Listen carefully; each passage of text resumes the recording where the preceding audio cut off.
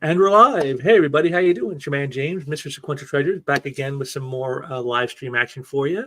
It's been a while since I did one of these, but hopefully I'll. It's like riding a bike. Once you learn, you never forget how. So this is the bit I call sequential thinking, where I talk about an interesting topic, something I think should be discussed and edified a bit. So today we're going to be talking about some recent goings on concerning the retail side of the mainstream comic book market and the reactions it's gotten by people within the industry, which is a very telling thing, I think. And you're going to see as we go through this, again, there's going to be a lot of subjects where, we'll be seeing, things that I've talked about in the past. In fact, to help you guys out, if you look down in the description section, I've linked several of the old sequential thinking pieces on there because I thought they were of interest, since what I'm going to be talking about in here also are aspects that were talked about in those ones as well. So you can kind of see how this has all been building up to this. And like I said, it's been quite an interesting thing to see unfold. So, let's just get right into it. I want to thank you all for joining me today. And, let's get on with the show. And so basically what went down is some retailers have recently come out and told some very harsh truths about what's going on within the mainstream American comic book industry. And of course, the news is not good. But then again, any of us who've been paying attention for any of the time, we've already known that for some time. And this is something that, the industry insiders, the creators, the publishers, their shills in the media, they've all been trying to hide these things. And now you have retailers coming out and saying just what, many of us have been saying literally for years. And, they had their takes on these people. And when you see what I'm about to show you, it's a very telling thing about just how bad off things actually are, just compared to what they want you to believe. And, it all kind of begins here with something I'm going to share with you here now.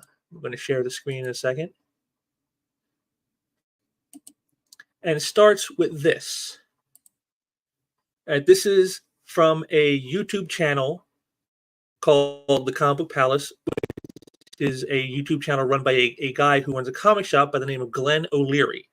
And on this episode, there's about a 65-second clip that has been taken from this episode that I'm going to show you in the actual video. You can see how far in we are. It's almost a 30-minute video. And yet, people took this 65-second clip and he kind of says some things that, again, any of us who've been paying attention all know are true. But the reaction that came from this is utterly amazing. And so I'm going to play this for you so you can see for yourself what he said and the context in which it was said. Very, very good work. Now they just make idiotic characters most of the time. They finally got somebody good, and then they stop using them. I don't know why. Change of the guard, maybe, or change. Well, then again, there's probably different change of writers where people don't. The writers nowadays, they don't care about the characters of what the character is anymore. Most of these new writers don't have the love of comics like these older writers had, and all they care about is, how can I put myself in the book? No, we don't care what you would do if you were Iron Man. We don't care who you are. You're writing Tony Stark. You're not writing yourself in a book. If that's the case, write your own comic with you in it. No one will read it because nobody cares. People grew up, are growing up loving Peter Parker, loving Miles Morales, loving all these Captain America. We don't need you to put your input in it. Just write Steve Rogers. Don't write Steve Rogers. What would Steve Rogers be if I was Steve Rogers? That's not how it works. But that's again how most of these new people write nowadays. That's why most of the stuff is shit. Because we don't care what you would do, because we don't care about your life whatsoever. Just write a book, get paid for what you do, get paid for what you're supposed to be doing, and make it a good story. We don't care. We don't need. And there you have it. Right there, he tells you straight out, that the self-inserting by modern creators, the alterations and, some would say desecrations of classic iconic characters, making them nothing more than mouthpieces for the writer's politics and for the writer's political viewpoints, and for things that the writer wants to say, whether that character represents that or not, whether they are part of that or not, whether it makes sense or not, none of that matters. They don't care about any of that. They don't care about telling a good story. All they care about is pushing their agenda. Again, something that we have said many, many times. You've heard me say it here. I've been doing these live streams for 4 years now. I've talked about it many times. You've heard it, and I'm not the only one. There's plenty of others who also will tell you that that's exactly what they've been doing. So what he said here is not in the least bit controversial. There is nothing in what he said that is either untrue or controversial. It's something that has been happening for quite some time. But the reaction that this got is something, it stymies me to see that the reaction that he had got from just this. Again, you saw the 60 seconds of him just saying that, write the characters the way they're supposed to be written, not the way you want them to be not the way you think they should be, because you want to inject your politics and your viewpoints through the character. The character isn't your mouthpiece. The character has their own voice, and you need to respect it. Again, respecting the source material. Again, something we've said many, many, many times. It's not a new phenomenon. And yet the way they've reacted is insane about this. And I'm going to show you all that right now. So we're going to get into this here.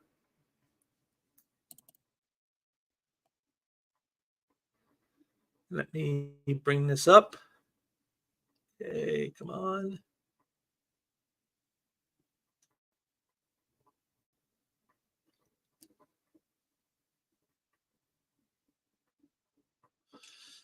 Okay, and again, this actually predates Gary's little rant there you saw in the video. That video was from like about a week ago. This is back in November. He got another comics retailer who's come in and said that,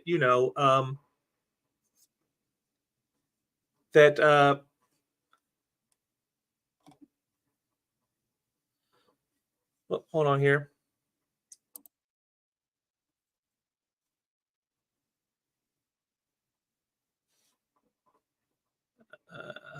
It's not working right.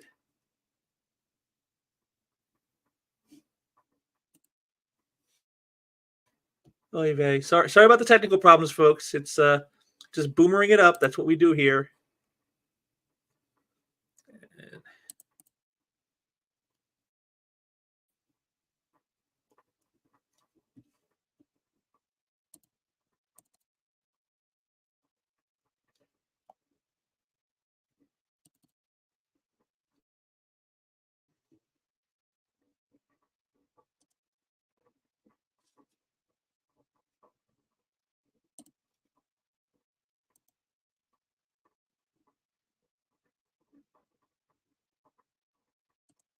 Okay, let's see if we can get it right this time.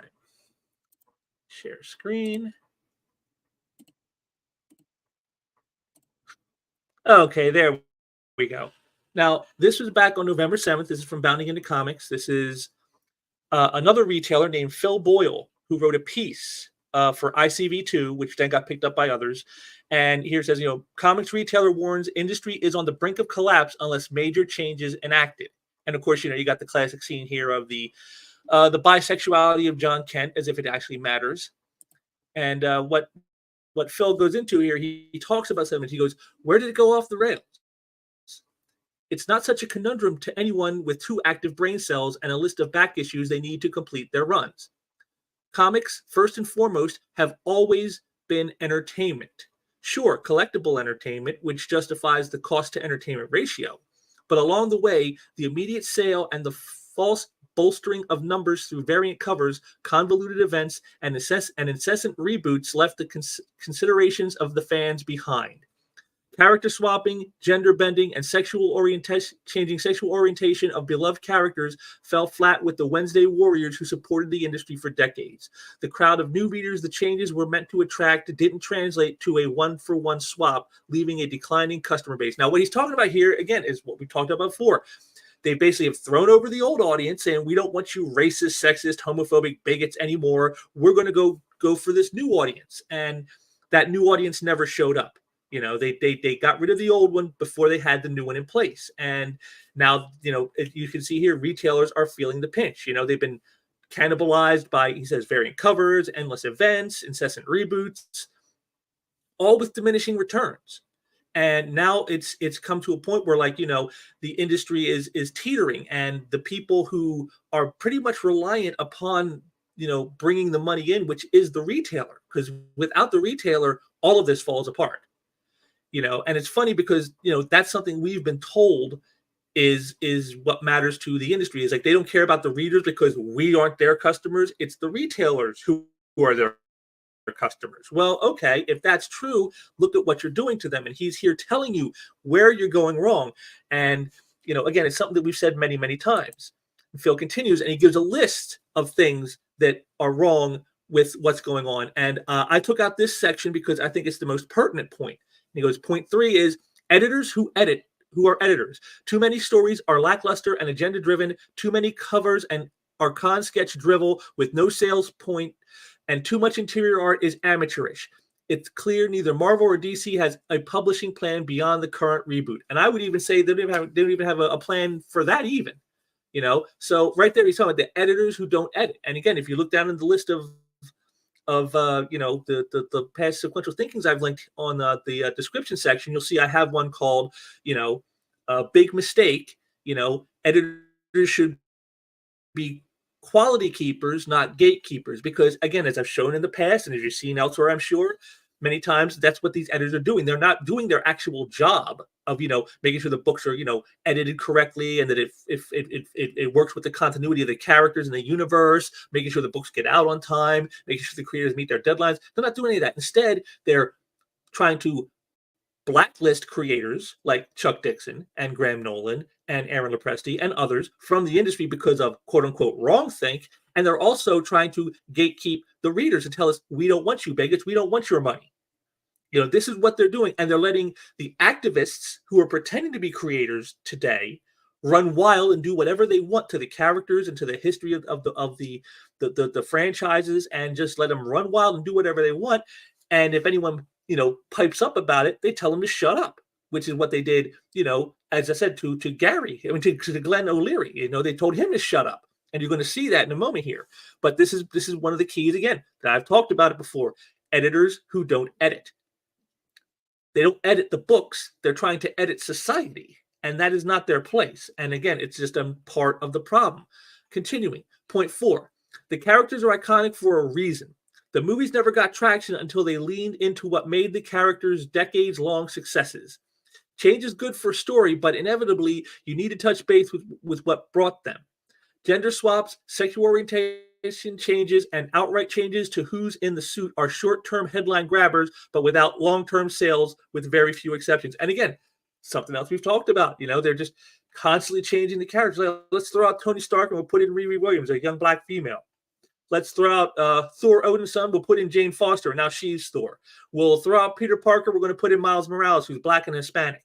And it's, it doesn't add anything to the characters. It doesn't add anything to the mythos, really. Because the whole thing is the change itself, the gender swap, the sexual orientation change. That to them that's the story. That's the headline. Oh, look, it's black Hispanic Spider-Man. Oh, look, it's gay Superman. Oh, look, it's, female Thor, and that's all you need. And it's like, they don't think, well, we need a story behind it. This goes back to something the great Eric July has talked about many times. And, I totally agree with him on this, is that, the classic characters that they're replacing this way, like your Spider-Man and your Batman, and they couldn't just rely on the built-in, victimization points of their race or their gender or whatever. They had to be good characters. There had to be a story behind that character. You can't just be like, oh, here's Peter Parker. Oh, what makes him so great? Well, he's the white male hero. And that's all it is. It got nothing else. Nothing else matters because he's the white male hero. That wasn't enough. You needed an actual story, and we had that. He was bullied. He had he had power thrust upon him. By accident. And then when he first had the power, he was selfish, and that selfishness made him make a choice that ended up costing him in the end, where he learned with great power there must come great responsibility. He learned the whole thing of the civic duty we have to society sometimes, that sometimes you have to put the need of a society to do the right thing ahead of your own personal desires and wants. You know, these are the things that make the character iconic. This is why we love Peter Parker. This is why we care about the character and we see him going through his trials and tribulations. This is why they matter to us, because we can all understand that stuff. We've been selfish at a time when maybe we shouldn't have been, and it cost us. Or, you know, we've been bullied, or we've had, you know, people like our you know, like Aunt May and Uncle Ben who were the only ones who cared about us. You know, we can touch base with these aspects of the character that are more than just he's white male hero. And this is what they don't do anymore, because they only see the validity in race and gender and sexuality. They don't see anything else. They don't understand that, you know, you hear all the time about, like, well, we got to make these characters look like people. They can't understand, and they can't, you know, empathize with the character if they don't look like them. They got to look like the people.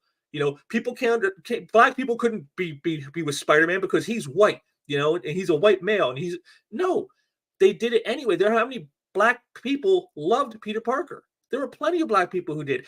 They appreciated the character for what he was, not for what he looked like.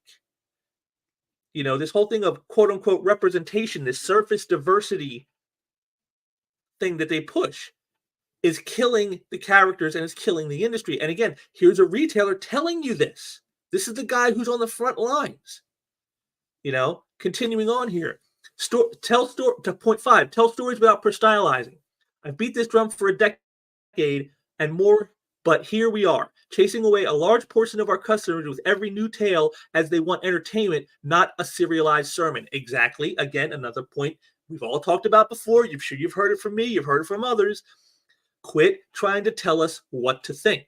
Quit telling us that we're evil and we're racist and we're bigots if you have white skin, or if you're male, or if you're, you know, heterosexual, that you're evil and you're the cause of all the problems in the world. No, we're not. We aren't. And you need to stop doing that. You know, stop telling us what to think.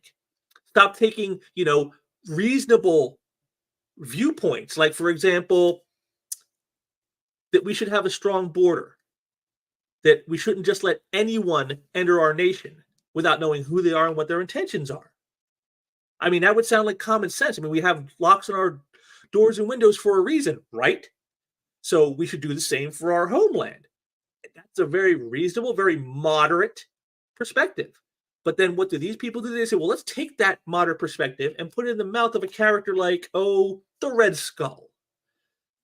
And the answer, and the reason they do that is very simple, is to say anyone who espouses this moderate viewpoint, well, they're a Nazi. And, you know, this is the kind of, you know, disingenuous storytelling that we've seen, this whole thing of masking their activism as entertainment. And people can see through it. As he says here, they're chasing away a large portion of the customer base who know what entertainment is, and this isn't it. It's a serialized sermon, and one that usually, again, for the largely male, largely white demographic that comics, especially American superhero comics, have been, is insulting them. Why would they want to buy those books? Why would they want to support those works that are going to insult them and degrade them? They wouldn't. They wouldn't, and they're not, which is a part of the problem that we're seeing now. Continuing on. 6, limited new characters. Fresh blood is good, but it becomes obvious that characters aren't organic to stories. They are shoehorned in for a bump in sales. Dance with who brung you, as the saying goes. Again, we've all talked about it. The diversity hire characters as well as the diversity hire creators. You know, they're not hired because they're a great creator who has a great story, who has a great ability to tell a story.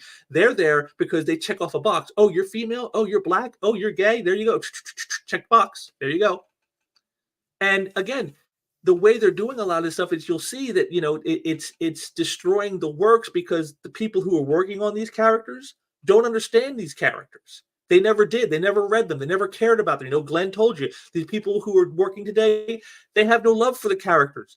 They have no love for comics outside of as a source to push their personal opinions, their personal agendas, their personal beliefs on you. It's just a mouthpiece for that for them. They don't see it as something that is of its own, you know, that has its own voice, its own reason for being. It's only there to push what they want you to hear, what they want you to see. And so when they make the changes, there's no change of, as he said, like organic. Like, a change I've always used to say how it was organic was James Rhodes as Iron Man. Back in the early 80s when Denny O'Neil switched him out for Tony Stark. And you say, oh, well, see, that makes the point. Oh, he's a diversity hire, right? No, not really, because there's a difference. See, doing what they did with Jim Rhodes is they introduced him years earlier, and then they slowly built him up over time. We saw him; he was Tony's pilot, and then he was his friend, and then he was his confidant, and then he even started to go on missions with him as like a sidekick character, so that when Tony Stark falls and has to give up the armor, it makes sense that Jim Rhodes would be the one to pick up the baton. See, that's called organic storytelling. It's something that grew over time. We grew to like this character. We grew to know this character, so that when he does this, it makes sense. It's not like, hey, we introduced this character, Riri Williams, in this issue, and then 2 issues later, now she's going to be the new Iron Man. Where's the organic storytelling? It's just forced in. Square peg in a round hole. And the damage that is done is they don't care. And that's the difference between, change for change's sake or change for political sake versus an organic change. And that's, again, this is what Phil is talking about. And again, it's something we've all talked about. So again, all these points that Phil has made here are all things we've all talked about many, many times. It's not anything new. Why should you listen to any of this? Because your livelihood is tethered to the retail community. Rome is on fire. Fiddle or get on the phone with some of your key retail partners and find out what it's like out here, but be prepared for some ugly stories. Without some immediate action, I see 25% of retail stores closing at the end of the first quarter of 2024. So, I mean, there it is. This guy is ringing the bell. He's telling them, look, guys, this is dangerous. You're putting us in uncharted waters. The Rome is on fire. It's all coming down. You need to listen. And again, just like with Glenn, you should stop writing these characters as self-inserts of yourself and write them the way they're supposed to be written. It's not hard to figure out what's going wrong here. But yet so here you have retailers who are coming out, the guys who are in the trenches every day, the guys who we have been told many, many times, they're really the customers for the comic publishers and creators, not the readers. These guys are the customers. Well, here your customers are now telling you you're screwing everything up. You got to stop. You got to change. I think I'm not sure if it was Phil, but I think somebody had mentioned that another retailer had said that they see that if Marvel and DC, who are the leaders of this industry, despite how much some may not like to hear that, if they don't start changing things around, they see the direct market coming to a complete crash within 2 years. That is where we are. 2 years away from complete crash, not just like, how we had with COVID, although they still hide behind that as a reason for so many bad things, even though it's not. No, we're talking about the complete crash. Like the direct market will be dead in 2 years. And again, this is something echoing here as Phil is saying. By the first quarter of 2024, 25%. Well, yeah, that would kind of line up to about, 2 years before all the stores are gone. So again, they're being told this, and yet what's their reaction? You got some who are paying attention, like Mark Miller, who, he comes in here, this guy, Larry King, says, though you need people with the ability to grab them and utilize them to make sales, to make comics commonplace again, not just for comic shops. They gave up newsstands and the like for the safe money of the direct market. We've also found that box office success does not equal comic sales. Again, we all know how many people, go out and see the movie 1,000 times, but yet they don't buy any comics. And so Mark Miller comes in and goes, I agree with this to some extent, but also have some thoughts in detail. I'll detail in a short thread. And then he warning, this is super interesting. It's been a really common complaint that comics need to get out of the specialty stores to catch a mainstream audience. But I honestly think that if the books are brilliant enough, we would all crawl over broken glass in the dark to find them. We always seek out great stuff. Now, I agree to a point that, there are people who, if they really hear about something, they're going to do whatever they've got to do to find it. But I do think that, part of this is you do have to break out of just the one mold. You can't just say, well, we're just going to keep comics in here and you have to come find them. You need to get them out in as many venues as you possibly can. That's just good business. That just makes sense, because the more venues you're in with your material, the more chances somebody will see it. Because not everyone's going to think to go to comic shop. Some people, don't they be in a city that maybe doesn't have one. So what do? You know, so you got to have online outlets. You got to have, digital outlets. You got to have, again, bring back the spinner racks if you can, and have them in grocery stores and drugstores and stuff like that you used to see. These are the things you need to do to get the work out there so people will see it. Yeah, there are people who will do as he says, and will crawl over the broken glass, to get to the stuff. But not every person is going to do that, and you can't assume that they will. Continuing, I grew up in a small Scottish town where distribution was so scattershot, I would get part 2 of a 2-part story years later and never see part 3. But I trawled all the stores, and anything I missed, I bought in specialty shops or flea markets, my pals and I tracking everything down. Again, there are people who are like that, but not everyone is. And you can't build your business model on thinking that all or most people will be that way. That is a mistake. Continuing, most cities have a decent selection of comic stores. Well, that's not really so true anymore. If you have seen the last few years, I was just in Seattle not too long ago, and there used to be at least 5 shops I knew of that were in that area, and now they're down to 1. So, not really. Most cities don't have they did have a decent selection, but they don't anymore. Continuing, bookstores can order any graphic novel, and we can not only have these delivered next day to our homes, but actually download them to our phones no matter where we are in the world. It's unlimited in terms of mainstream reach. Well, again, yes, the ability may be unlimited, but who is accessing it and who is trying to use it in these ways? That's the key. And you don't see the mainstream publishers doing this. You don't see the corporations that own the mainstream publishers doing this. And that's part of the problem. So again, you can have all the people in the world who maybe would want to crawl through broken glass to get to the stuff, but if they don't know where to go, or no one's putting it in a place where they can find it there, what good does that do? So, you got to work on getting the stuff into places that really matter. And that means beyond direct to market. But if you're going to save direct market, you have to start doing some of these things, again, that was listed by these retailers. When my kids were into something, they will drag me around every store until we find it. I contend that if American-produced comic sales have collapsed, the product needs rethinking. Price and format, but content more than anything. Yes. Yeah. Yes, yes. Yes, yes, Mark Miller. Yes, yes. Yes, yes. He hit it on the head. The price, the format, the content, these things are part of the problem. They are not giving it the attention it deserves. They drive people away. They destroy the characters, they destroy the franchise, causing less people to buy. And then rather than say, oh, maybe we should change the content, they just raise prices, which then again drives even more people away. And then they say, well, now we're going to change, and raise the price again. And it's a diminishing returns. So he's absolutely correct. These 3 things here: price, format, and content, more than anything. These are what matter. This is what the retailers are talking about. This is what we have been talking about for years. And yet nobody in the positions of power want to listen. Continuing, I used to read 20 plus American produced books a month until around 2016. Now I read maybe 1 or 2, but spend a lot of money on Japanese comics. The usual suspects will blah, blah with the usual excuses, but talk to your retailer and they'll say they hear this every day. Yes, yes, they do. Yes, they do. And he's, again, just talking about right there. Japanese comics, the manga, that's blown up. When they try to trot out those ICV2 numbers, again, I've shown you before the famous bar graph of, look, it's 2.2 billion in sales. It's doing better than ever. Yeah, but out of that 2.2 billion, 1.8 billion is manga.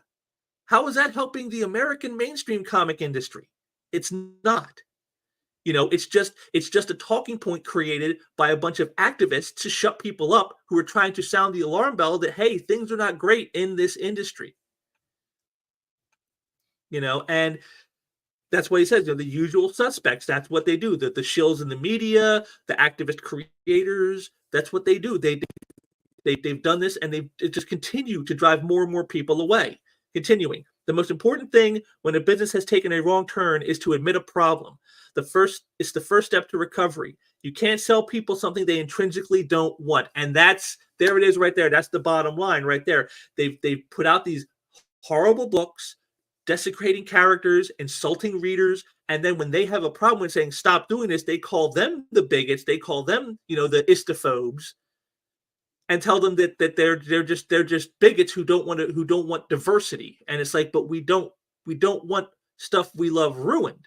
You can have diversity all you want, but superficial diversity being shoved down your throat with a message that you don't want to hear, with a message that goes against what the character is about, that's not conducive to a working business.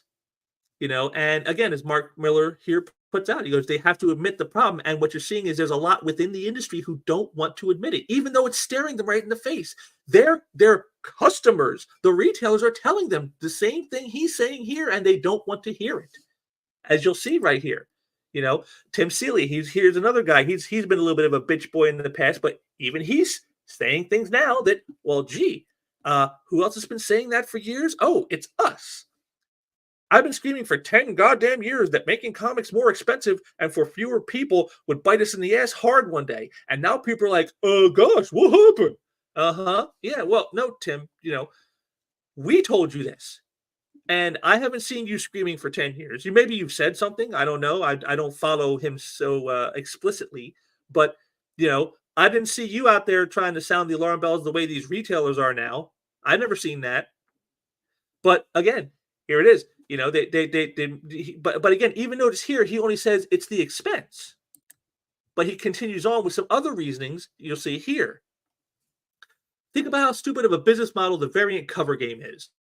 Publishers spend $20,000 on the interior of an issue no one reads to get collectors to buy a cover that the company spent $800 on so it can be sold on eBay for $400 mounted between two sheets of thick plastic. He's talking about slabbing. Yes, that's the model they're working on. This is how they're trying to get money now. They can't get it by putting out a good product, so we'll just try to switch it all around and make you, support something that you may not want to support that way. And then, Stephen Grant comes in. Yes, that's Stephen Grant, the comic book writer. He says, it's stupid from our point of view, but some publishers can make a lot of money on any one book using that system with many multiple covers, whereas they'd lose money if they publish the same book with one cover. It's how dealers and collectors manage to set it up. And, again, there's some truth in that. This variant cover game is definitely being hedged to benefit the publishers more than anybody else, because it's not really helping the retailers, because to get some of these variants, they have to buy dozens, if not hundreds of copies of, as he says, that one cover to get that variant. So it's not really helpful to the retailers. And again, for the readers, well, it's not really helpful to them, because whether it has that variant cover or not, as Timmy Boy says here, the $20,000 they spent for the interior is a book they're not going to read, because it's garbage. And Tim Seeley comes in. It does manage to exist, but it's not sustainable. 1997 proves that. Yeah, it does, because I can tell you personally, from personal experience, I was working in a comic shop in the early to mid 90s, and I remember in late 96, early 97, when the speculator bubble popped, and man, it was almost overnight it was like just crazy what had happened. And we got some people here in the chat. Got Leg Kick in here. Hey, Leg Kick, how you doing, my friend? Yeah, so he's right. Again, this is not new either. This whole cover scheme game is not new. It's something that they did 25 years ago, and we saw what the result was then. What's the old adage? Doing the same thing over and over and expecting a different result. What is that called? Oh, yeah, that's called insanity.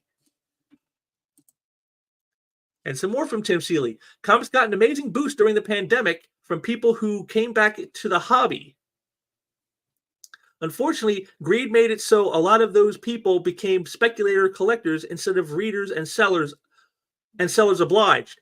When they realized they weren't going to get rich, they ditched bad biz. Yes, we've all saw that. People who went and bought, the variant covers and the foil covers, and they bought multiple copies, 20, 50, 100 copies of it, thinking, oh, I'm going to sit on these for 5 years and I'll sell them all off for a huge amount of money and I'll go retire to my own private island, or I'll go out and I'll put my kids through college. And that didn't happen in the 90s. And again, we saw what happened. And here we are, we're reaching that same point again. And then someone here comes in and what's this? I've got more from like Kikiri says, watching people who have no business in comics trying to push out the people who do. Yeah, that's basically what you're seeing. You're seeing people who have no care, no concern, no love for the stuff, stepping in and trying to push out the people that do. But this guy comes into Tim's point here and says, fair point, but I'd also put blame on publishers for just producing the same stuff. I've dropped Batman because the stories have become generic and uncharacteristic. Also, instead of printing older Batman books, they just print Killing Joke and Hush for the millionth time.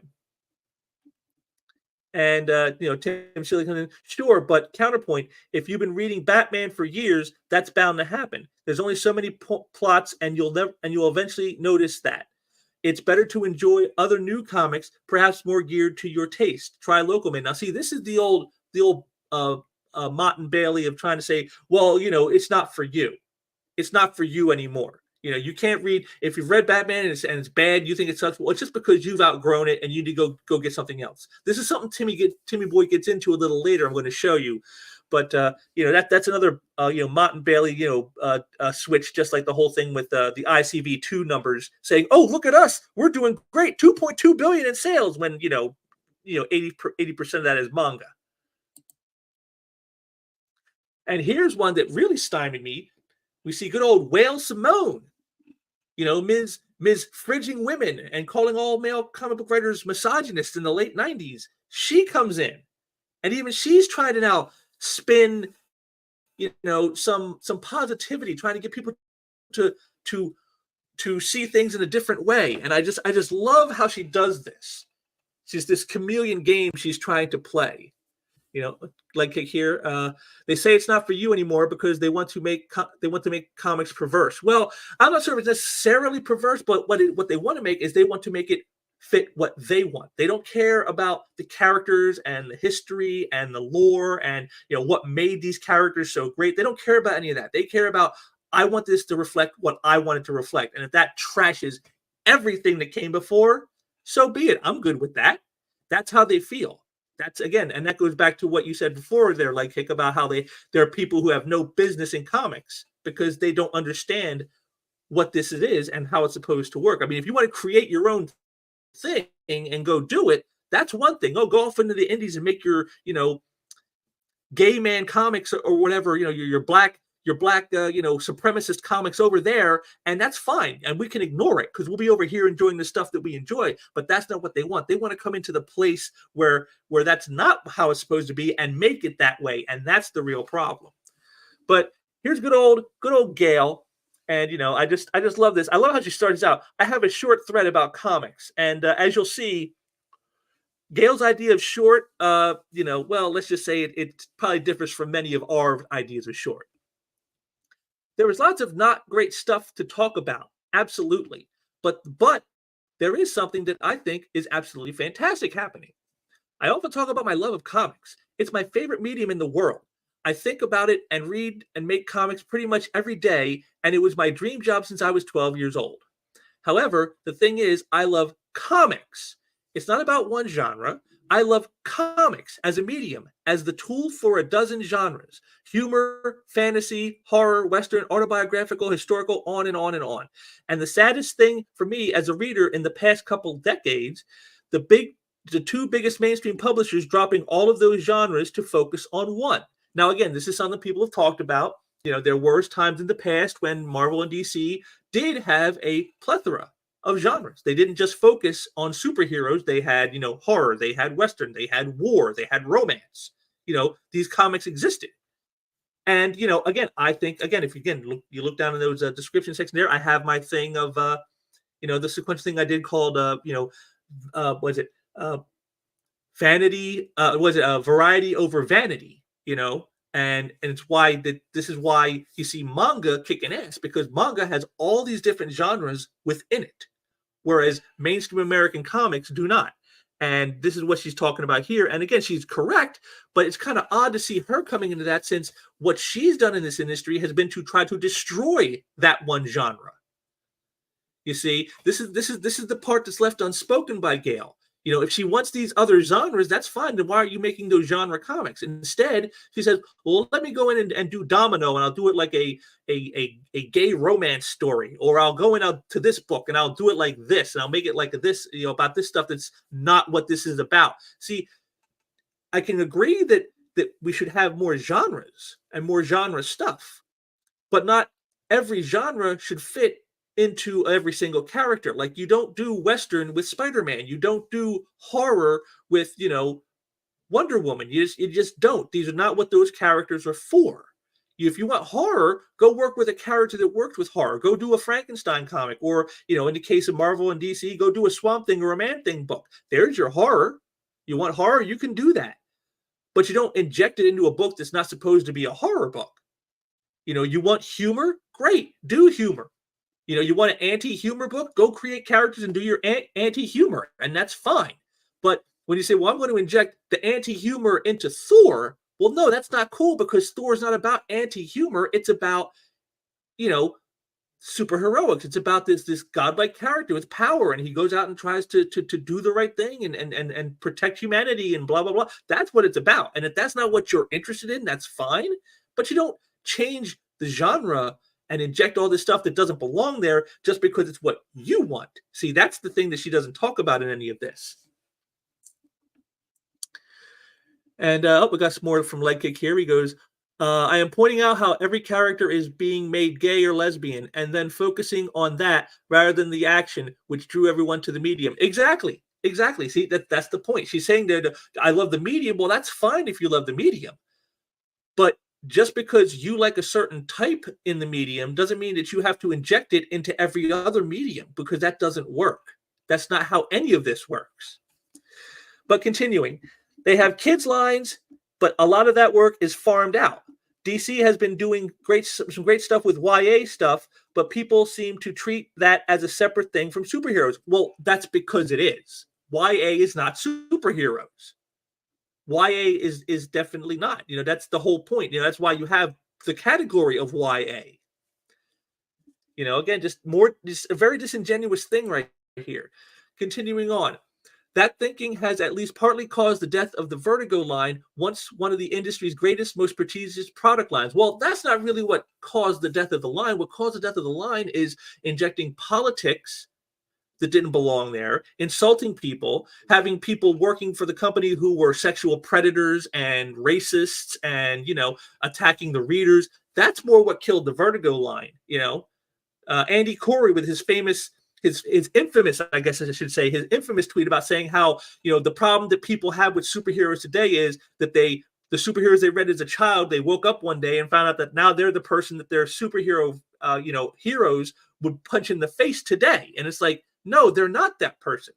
You've altered the characters to be that person, and they see it and they're like, hey, that's not cool. And you're like, so you're just a bigot. See, again, it goes all right back to not understanding what these characters are supposed to be.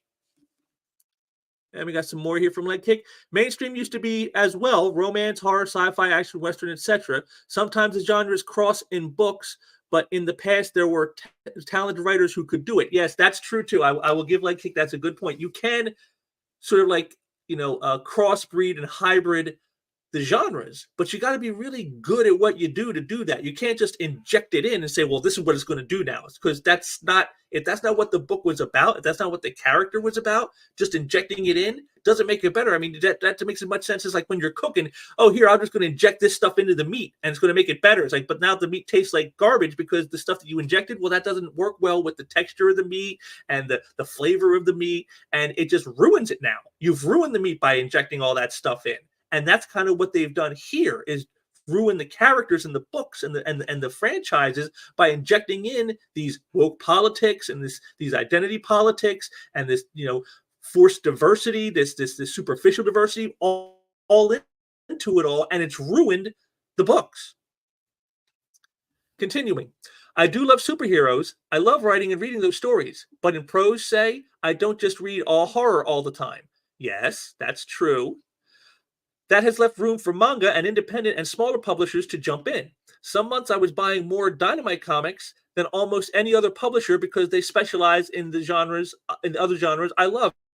Well, that's kind of funny considering Gail's also one of the people who was taking shots at them when they were going to do a variant cover for a Vampirella book with Cecil, and she was the one saying that she wasn't going to work for Dynamite anymore. Her and well, she wasn't the only one. There were several others who also said they were going to cut ties with Dynamite. But I was buying more Dynamite, but because that you love that publisher because they specialize. But of course, when the specialization isn't what you want, all of a sudden now it's screw you. See again the disingenuousness of this person. It was kind of sad for me to see the industry pivot like this.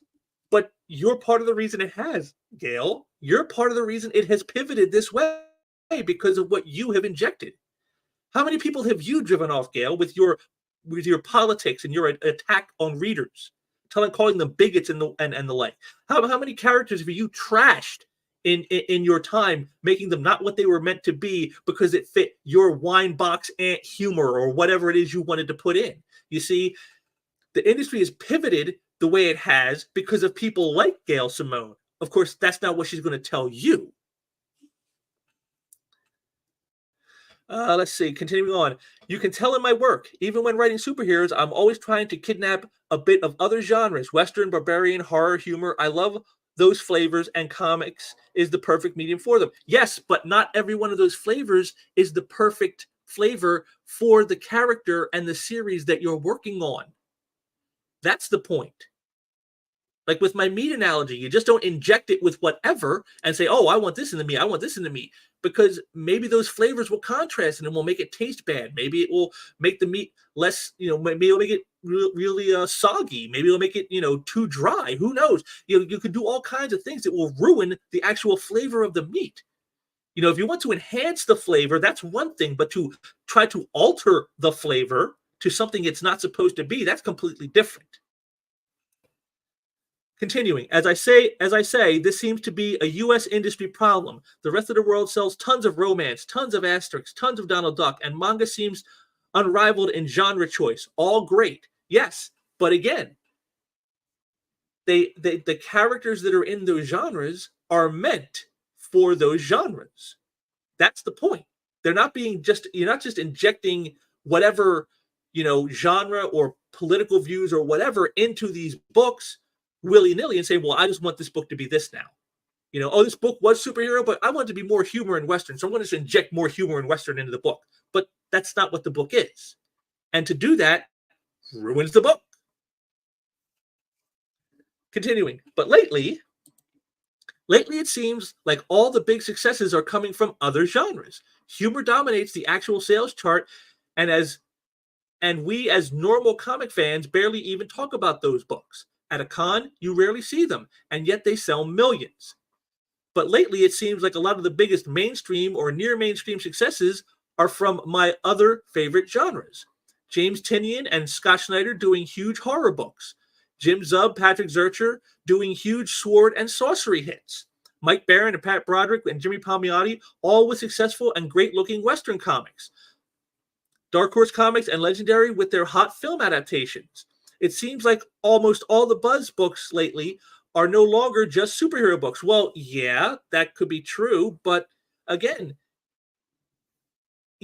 that's if you're in that genre, you have to work within the confines of that genre. You can't just inject whatever you want into it and say, well, I like all this horror they're doing. Let me inject that all in all these superhero books. But because that's not what they are. Continuing, these creators may know them. These creators, many of them known for their superhero work, are having big success without the capes. And I think it's absolutely thrilling. I'm sure you do, Gail. I'm sure you champion the success of someone like Mike Barron, who has been basically, blacklisted from the mainstream comic book industry. Yes, I'm sure you are thrilled for his success with his Western book. I'm sure you're looking forward to his next Florida Man book. I'm sure you are, Gail. I am sure you are. Continuing. I hope that comes back for Marvel and DC. Sure. But I love that it comes back at all. Yes, there are publishers and creators who have done this all along. Bless them. But I love seeing these books hit again and again. Going to the comic shop now feels amazing. Well, but but the point is, Gail, is because of what people like you have done with your constant injection of things that don't belong in the genres they're in, you've driven a lot of people away from those shops, and those shops are now closing. So it doesn't matter how great these guys are doing with bringing back different genres and different types of stories. That doesn't matter because nobody's going to be at the shops to buy them because the shops won't be existing very soon. You see, again, notice what isn't said. What she says here is less important, really, than what she's not saying. Continuing, I haven't really touched on manga yet. I'm not an authority, but I do love how many people it has brought to the medium over here, even if there isn't always a lot of crossover. See, there you go. And that's the point. Manga doesn't attack their fans. Manga doesn't take one genre of style of book and say, well, now we're going to put all this other stuff into it that has nothing to do with that genre. They don't do these things. They don't do tons of variant covers. They don't tell the readers they're bigots if they don't agree with the politics that the creators are putting in the book. This is what they're doing, and that is why they have all the attention, and that's why they have all the sales. And there's no crossover because they see that is what's happening in the mainstream American market. Continuing. But the last couple of comic shops I went to, I realized after leaving the variety they had. Yes, variety is important. I've said that too. But, you have to understand how to approach variety. You don't just stick anything anywhere and say, well, see, it's variety. It's just as stupid as, removing, Peter Parker and putting in Miles Morales and say, well, it's just diversity. It's a good thing. It's variety. We're changing it up. But the change makes no sense, or the change is detrimental to the character. So why would you do that? It's exciting. I hope it continues. Like I said, there's a lot of problems, but this opening up of genres to a lot of indie creators, I think it's a complete win. Now I want to write a Western. Oh God, yeah, I'm sure with her box wine aunt humor, that would be a real great seller. Good Lord. Continuing, I would love to hear from readers on this thread and creators. Yeah, I'm sure she would. I'm sure if Chuck Dixon or Graham Nolan or Art T. Bear or any of the Comicsgate guys came in to say something, I'm sure she would be so welcoming and love to hear what they have to say. If you are reading and loving a book that is not a superhero title, please say its name here. I'd love people to try it. Oh, really? So if someone came in and said, hey, you need to check out Cyber Frog, or hey, you should go out there and you should check out, check out Wraith of God, Blood Hunters, or hey, you should go out and try, Joe Frankenstein. Oh, you're saying you'd love that? You'd push that and tell me, oh, you need to try these books out? Of course you wouldn't. See, again, what is not said in Gail's little dissertation here is more telling than what is said. And if you are creating such a book, especially post us a little teaser art, please. Again, I'm sure if these people came in from Comicsgate and posted up some stuff from their crowdfunders and their published books on her little thread here, oh, I'm sure she would be so welcoming. I'm sure. Other genres. Comics being only superheroes is like having a beautiful kitchen to only make pancakes. What else are you reading? Go. And it's like, again, notice what she doesn't say. She doesn't talk about the actual issues I just shown you with the retailers. The retailers are talking about the content that is being pumped out in the genre of superheroes, in the genre of the mainstream American comic book industry, is garbage. It doesn't sell. It doesn't sell because of things like Gail's talking about, like, oh, I like to inject all this little bit of stuff of other genres into my superhero works. That's why they don't sell, Gail. That's why they don't like them. That's why people don't enjoy them, because they don't want to see romance and wine box aunt humor in their superheroes. They come to superheroes, it's like going to a burger joint and then saying, I just want a hamburger. And instead they give you, maybe you get the burger, but then they want cheese and mayo and special sauce and, caramelized onions and all this other stuff. You're like, I didn't ask for this. I just wanted a burger. Can you just give me a burger, please? But again, it's just funny to see her being the one coming in and saying all this stuff, which again, we're going to see more from Gail a little bit here. And then here again, Mark Miller cut to the usual suspects saying everything is fine, but look at the shelf space in Barnes and Noble. Talk to your retailer about cuts he's making. A strong Marvel in DC urgently required again for the health of the overall American industry. This is an iceberg tip. Yes, it is. Yes, it absolutely is. Oh, we got some more here from Leg Kick. I don't own any of these guys' comics except Palmiotti's. Marvel died when Quesada took over. Well, I don't think it died when he took over, but I think when he brought in people like Sana Amanat and they went that all new, all different route, like in 2011, 2012, that's where Marvel died. That's where it died. Because, some of the stuff he was doing before that, like with the Marvel Knights line, that wasn't bad stuff. There was some actual good stuff in there. But, he definitely presided over the downturn and did things that caused it. I absolutely agree with that. Manga would not have been as strong if it was the 80s and 90s. Marvel back then would have still dominated. Yeah, probably. But if you do recall, though, Leg Kick, in the 90s, there was that little bump because of things like Shonen Jump. I mean, again, I worked in shops in the 90s, so I know this. There was that little period in the 90s where like manga was kind of picking up steam. And then it got quiet again in the aughts. And then again, over the last like 10 years or so, it's really picked up steam again to where now it totally dominates. So, even in the glory days, you could say, manga was still around and it still had a presence, not like the dominating presence it does now. But then again, like you say, that the work back then from the mainstream was a hell of a lot better. And that's why. But yeah, here's Mark Miller telling you that, what you're about to see now is the reaction to what Phil Boyle and Gary O'Leary or Glenn O'Leary and all these other people have been saying.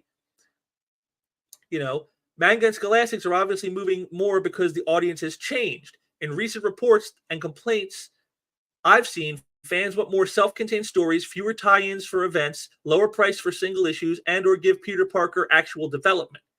Yes, there it is. And I disagree with this thing about the audience has changed. The audience hasn't changed. It's the people who are running things have changed. They have decided they don't want to create entertainment. They want to create indoctrination. They want to create sermons. They want to create political propaganda. This is what they want to do. And they mask it as entertainment. And when you don't accept it as such, then they call you a bigot and say they don't want your money. And Miller comes out with this. The market is changing is no excuse. Jeff Johns can still move 1 million units of his Joker story to the market. So the market is still there if the stories are good. People just want better mainstream comics. This is the fiscal backbone of comic stores, and it's breaking. Yes, exactly. And now we get to the point of, the reaction, as I was talking about. Now, here's good old Jamal Igle, Mr. Permanent Fill-In Artist, as I call him, because that's what he was in like the 90s and early aughts. He was never a guy who got a really great book, had a great run on the series. He was always the guy you'd get to do the fill-in issues. That's what he was. And then he joined up with Fake Holiday himself, Kwanzaa Rosa Jeffo, and doing his racist book, Black. And since then, he's just been basically a black supremacist racist, really. He's an anti-white racist. And so Jamal comes in after seeing Glenn's video and that little clip I shown at the start of this. And he goes, seriously, he reminded me of a few of the old guard guys who used to run shops here in New York City from stores that smelled like stale cigarettes, mold, and urine, uncleaned, sloppily stocked. Those guys either went out of business, died, or both. There used to be a shop called Comics Plus in Park Slope. The owner was a miserable old man. His incontinent mother spent every day smoking cigarettes in the store, smelling like urine. He had 2 employees in the years I went there and reluctantly carried indie books. The place hadn't been cleaned since they were forced to downsize around 1997 and finally closed in the early 2000s. So this is his take on what Gary said, where he said that, stop writing self-inserts, stop changing these characters and swapping them out and doing all this crazy stuff. Just write the characters as they're supposed to be written in great stories. Give that to us. This is what we want. And this is Jamal Igle's view of that, to attack him personally. This doesn't address a single thing that Gary or Phil said in their points. Not a single bit. It's just personal attack. And that tells you exactly what these people are all about. But Jamal isn't the only one. Here's bitch boy Donnie Cates, our favorite demon boy demonist. Don't you hate guys? Don't you guys hate how when you go into the hardware store, how the guy behind the counter always tells you how much hammers suck? And it's like, this is stupid on multiple levels. Multiple levels. Because if you were, you're comparing comics to hammers. Hammers are, you could say, is almost like a necessity because, you need to build stuff. You need to build a house. You need to build shelves. You need to build. That's a necessary item to have. I mean, I have several hammers on my house, just because I might need them. That's a necessity. Comics are not necessity. You don't need a comic. You won't die if you don't buy a comic. But you can't build your house if you don't have a hammer. So that right there on the face of it. But then the even bigger part is, even if we're generous to Donnie's point here, if I went into a hardware store, I would want the guy behind the counter to tell me the best hammer to buy. And if he's telling me, yeah, these hammers are here, they suck. If you, after one or two smacks on the nail, it's going to break off. Oh, I wouldn't want to buy that hammer either. I would want him to point that out to me. Please, Mr. Hardware Store guy, tell me how that hammer sucks so that I know I don't buy it and point me out the good one.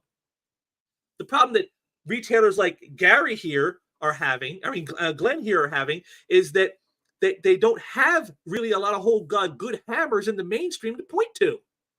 That's the problem. It's not that he's saying that the hammers, sucky hammers suck. That's not the problem. The problem is he doesn't have a whole lot of really good hammers to point out to you and say, well, yeah, those suck, but over here's the good hammers. So, no, I don't hate it if I go into the hardware store and the guy behind the counter tells me how much those hammers over there suck, because they do. I mean, as long as he isn't lying to me, I don't have a problem with that. I would be thankful to that hardware store owner. So again, it shows you how these people think. Oh, here we go. We got some more from Leg Kick. Shonen Jump didn't really last that long here as well. Everyone was focused on Wolverine and Spider-Man. Well, yeah, it didn't last long, but I do remember it. Like I said, I was working shops at the time, Leg Kick, so I do know that Shonen Jump did make a bit of a blip on the radar at that time in the 90s. The old guard had great smelling shops, smelled like newsprint. Yeah, that's something that's one of the things I say is, one of the things I miss about comic shops is that old newsprint smell. I love that smell. I think Igo was describing his house, not his local comic shop. Well, no, his would smell like cat urine and failure. That's what his would smell like, I'm sure. And here's, of course, everyone's favorite blockhead, Ron Mars. Again, doing what he always does, trying to denigrate the readers and the people, who buy the comics. He goes, it's got Ram V here, who says, anyone who describes writing as you get paid to write the stuff we want has not a clue what writing is about. I don't know how many times people need to hear this. Oh, so that may not be what writing is, but that is what entertainment is. And if you're writing for entertainment, then you have to write stuff that people want to read. And then Ronnie Boy comes in with his stupidity. It's not a restaurant, and you don't get to order what you want off the menu. Man, some dudes have decided that comics are just like a restaurant is the hill they're going to die on. They're not. No, they are. That's exactly what they are. Because they're talking about this as if like you're going into a restaurant and you want them to make you something special. Like, say they're a shop that does, hot dogs, and you're going to say, I want a hamburger. And but we don't do hamburgers here. That would be true. Then this makes sense. But that's not the case. See, because 9 times out of 10, dickheads like Ron Mars and Ram V, they're not working on their own properties that they have created. This isn't a restaurant that is their restaurant that they have opened and say, we're going to sell hot dogs. No, they're coming in to a franchise like, say, Burger King And now they have their little Burger King store, their Burger King restaurant that they're the manager of or what have you. And so if I come in saying to Burger King saying, I want a hamburger, and they hand me a tofu burger, and I go, I don't want this. That's not what I asked for. Give me the damn hamburger. And they're like, their response in their little Burger King would be like, oh, you damn plant bigot. What's wrong with you? There's nothing wrong with this burger. This burger is perfectly fine. It's even better for you than a hamburger. You should be thanking us. This is their attitude. This is what they think. But that's not how it works. Yes, art for art's sake. I've said this many times. Art for art's sake is about creating something just so it exists. You don't care if it's popular. You don't care if it's profitable. It's just about, I want this to exist in the universe, and so I am going to make it manifest. That's his whole thing about, like, writing isn't, you get paid to write the stuff we want. Yeah, if you're writing just to you want this story to exist, that's fine. But when you're in entertainment is about getting paid to produce. You are being paid to produce a product that a large mass audience wants. And it doesn't matter if you don't want that product. It doesn't matter what you think of that product. It doesn't matter if you don't like that product. That is the product that the people who are paying the bills want. And that is your job to provide. Now, if you can't or won't do that, that's fine. Leave. Get out and don't come back. And we'll get somebody in who can do that. That is how entertainment works. Entertainment is you get paid to write the stuff we want. That is exactly what entertainment is. And again, this is funny coming from this guy because when he was attacked in the 90s, being called a misogynist with childhood problems, among many other slurs I saw slung at him because of his stories in Green Lantern. His whole thing was, I'm not paid to, write you the specialized story you want. I'm here to write a 20-minute thrill ride. So a 20-minute thrill ride, well, that would be entertainment, wouldn't it? So he's admitting, I'm here to write entertainment. I'm not here to write, exactly to the T what it is you want. That's fine. But what you're producing isn't entertainment now. And so now all of a sudden, well, now it's just you're the problem because you want entertainment. See, it's not you want something specific that we don't provide. It's you're coming to superheroes for superhero stories, and instead you're getting woke lecture sermons instead masked as a superhero story. And when you complain about it, we don't want to hear it. That's what they're all really saying. That's what all of this right here you're seeing that they're talking about says.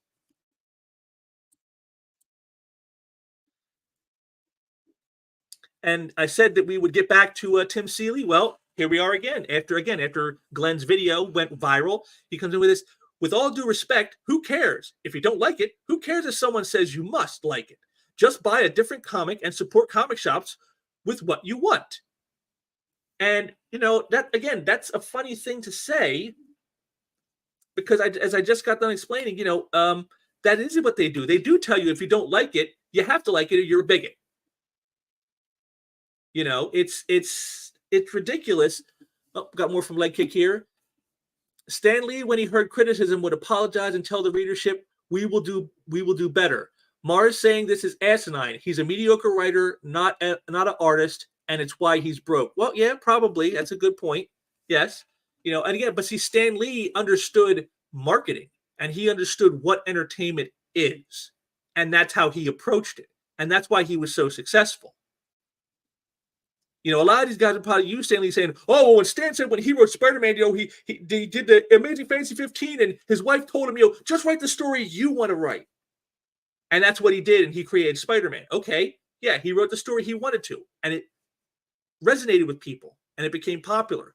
But then after that, did Stan say, well, I don't want to write that story anymore. Let me go write something else and I'm going to use Spider-Man for it. No, he still wrote Spider-Man the way he was created. And many other creators down the years have done the same. They've written it the way Stan likely would have written it. And that's why these stories and these characters have become icons. Because everyone knows them because they have that longevity because Stan Lee understood entertainment matters. You have to entertain the audience if you want them to care. You have to entertain the audience if you want them to give you your money. They're not going to give you your money if you insult them or don't give them what it is that they want. He understood this. And guys like Mars and Tim Seeley here, they don't seem to understand that because as White Eastman tells him, Tim, I think there needs to be a distinction made. Comics aren't dying, the sales are down. If sales are down, what can be done about it? This can easily be made into a positive-centered convo. Yeah, see, again, whereas Seeley is trying to just tell people to shut up. Who cares if you don't like it? Well, I would think you should care. And I know retailers care because they're the ones who are on the front lines who are losing their livelihoods because of the shitty work that people like Tim Seeley is putting out. But Tim continues to double down on it. Wyatt comes in and says, if corporate comics, they're all in one direction, there's just a massive absence of variety. Genres are evaporating. Mad is gone. Cracked is gone. Where are the comedy bags, for example? Fixing genre variety would go a long way to making the market more enticing. Well, yes, that's true to a degree. But then Tim, this is the part that really comes in where Tim really lets the mask slip. And he says, fair. But I hate this grievance system of selling comics. Think of all the money drained from comic shops by Comicsgate weaponizing their little hurt feelings. I'm sorry, you guys who say anyone that doesn't, believe in the far left progressive stuff about gender theory and race theory and all this other, they're bigots. And if I don't use a person's pronouns that they want me to use, or because I don't believe that, I say that there are differences between men and women, or, whatever, or I say that, color blindness is the way to go, that hurts your feelings. You're the ones who are whining, calling us bigots, calling us, every dirty name in the book, every istophobe. And yet you're going to say that these people who have said, well, we're going to go over and make our own thing, they're the ones with the hurt feelings weaponizing? No, you're the ones who have been weaponizing for years, Tim Seeley. You are. You are the one who did this. And, the money drained from comic shops, well, again, that's your fault. Because if you were creating work that people wanted to buy, they would be going to the shops and buying it. Instead, Comicsgate said, we're going to go over here and do our own thing. And they're making books. And if people are bleeding off from the stores to them, that's because they're producing the kind of work those people want. See, if you were smart, you would say, you know what? Those Comicsgate guys doing this stuff, maybe we should do some of that stuff.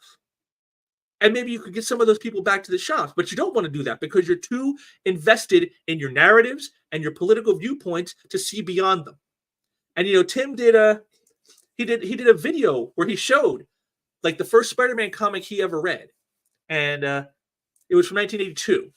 And then he said that, and he read, I love Spider-Man. And I kept reading it, until 1994 when the Clone Saga happened.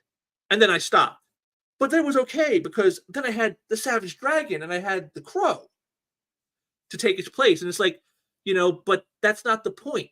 The point is, why did you stop reading? You stopped reading what? Because the story was bad? Yes, that's the same thing here. But the difference is now it's even worse. Because it's not just that the stories are bad, but the characters are being destroyed and denigrated.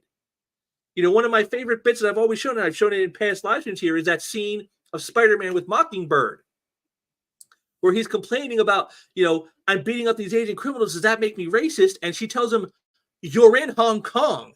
Everyone here is Asian. Now, of course, we all know Spider-Man isn't racist. He's never said or done anything racist in any story that we've ever read. Never had any thought bubbles showing him saying, yeah, I really hate those darkies. Nothing like that. So he would never worry about being racist. And he's beaten Asian criminals before. But yet somehow now it's all of a sudden a problem. Why? Because the writer sees a white guy attacking Asians as bad, even though the Asians are criminals. Somehow it's wrong for the white guy to stop them. And this is what is destroying comics. This is what Glenn was talking about when he says, write Steve Rogers as Steve Rogers, write Peter Parker as Peter Parker. Peter Parker would never see himself as a racist because he's not. But yet the writers of the books see him that way now. And that's the problem. And then we got everyone's favorite Whisper Network shill here, Heidi McDonald. The tell in that retailer's vid is when he mentions that people grew reading Miles Morales. Miles debuted in 2011 and was criticized right away for not being Peter Parker. I don't need to show you all the racist takes on Miles. You were there. But now he's a beloved classic. And then Rob Liefeld comes in and, again, dispels the lies. Honest to God, I don't remember any racist reactions to Miles. No doubt his popularity has grown over time. It's also worth a note, Spider-Man is Marvel's top brand. Yes, so what he's saying here is that the reason people might have said that, he's not Peter Parker, and they criticized the character for not being Peter Parker, is because that's who people see as Spider-Man. Spider-Man is Peter Parker, and Peter Parker is Spider-Man. You can't just, switch it out. And again, her whole thing about I don't need to show you, because she can't show you because she doesn't have them. If she did, she would have been showing them. That's the whole point. And as Rob says, he doesn't remember any racist reaction to Miles, and I don't either. I don't remember a big outcry of racism all of a sudden because Miles Morales was there. People are saying he's not Peter Parker. People are saying he's just a retread of Peter in a way, the way his origin goes. And then he's a diversity hire, basically. It's like we just wanted to get rid of a white guy and put in a non-white guy in that role, which goes back to Rob's point about Spider-Man is the top brand at Marvel. Yes. So why would you want to alter your top brand in such a way that was so shallow and superficial? It added nothing. It added nothing to the book. It added nothing to the character and his mythos. It was just done because, quote unquote, diversity. And that's all. And people saw that. And that's why they criticized the character, and rightly so. That's not racism. That's just truth. And then Heidi goes on further, which I thought this was hilarious. I have a thought experiment for you all. Imagine if a retailer made a video about a comic that they really loved, that they wished more people would buy and order, that showed passion and love for comics in the industry. Would you share it the way you do negative ones? Would you, Heidi? If they were championing Cyberfrog, or if they were championing Joe Frankenstein, or if they were championing, Chrono Mechanics, would you be sharing those positive reviews from retailers and stuff? No, of course you wouldn't, because those are Comicsgate books. Fuck those guys. But if their books are good, and it's a book the retailer loved, and it's a book he wanted more people to read, isn't that sharing the positivity? What would happen? Why wouldn't you do that? Because again, it all comes back to see when she says this, show love for something they wish more people would buy. What she means is the comics that she wants you to buy, that she thinks you should be reading. You should be reading the woke versions of Spider-Man and Batman and Wonder Woman and Captain America. You should be reading those. And the fact that you don't and you're negative about it, well, that just means you're a negative person. No, we're not negative people. We just know quality and we know these characters. And you're lacking on both. And that's where this really goes. Got more from Legcake here. Comics have a top-down problem. Top needs a better EIC, real editors, and not college girls or guys with erectile dysfunction. Then artists and writers who need to have merit as well as motivation or an incentive to give new characters and ideas, then expand in availability, shops and major brick and mortar stores as well as corner stores. Yes, that is completely true, Kelly Cake. That is exactly what is needed. A top-down approach that will clean out the activists. And here's another guy, bunch of comments, goes, calling books that people are coming into your store to buy piles of shit is the reason people are reacting. It's literally insulting your customers. That EVS is supporting this guy is enough. So right there, he shoots his own point in the foot. He's trying to say that the reason people are coming into Phil's shop to buy the comics is because he calls them piles of shit. And that means that that's insulting the customers. But he's not insulting the customers. If anything, you can say he's insulting the creators because he says that they're writing the characters wrong, that you're destroying the characters with your politics, that we don't want to see your self-inserts. But that's not attacking the customers. That's not insulting them. And then, again, he exposed them because EVS came out and supported this guy. Oh, well, see, there you go. So not even anything that Glenn himself actually said. It's just that, well, EVS agrees with them, so therefore it must be wrong.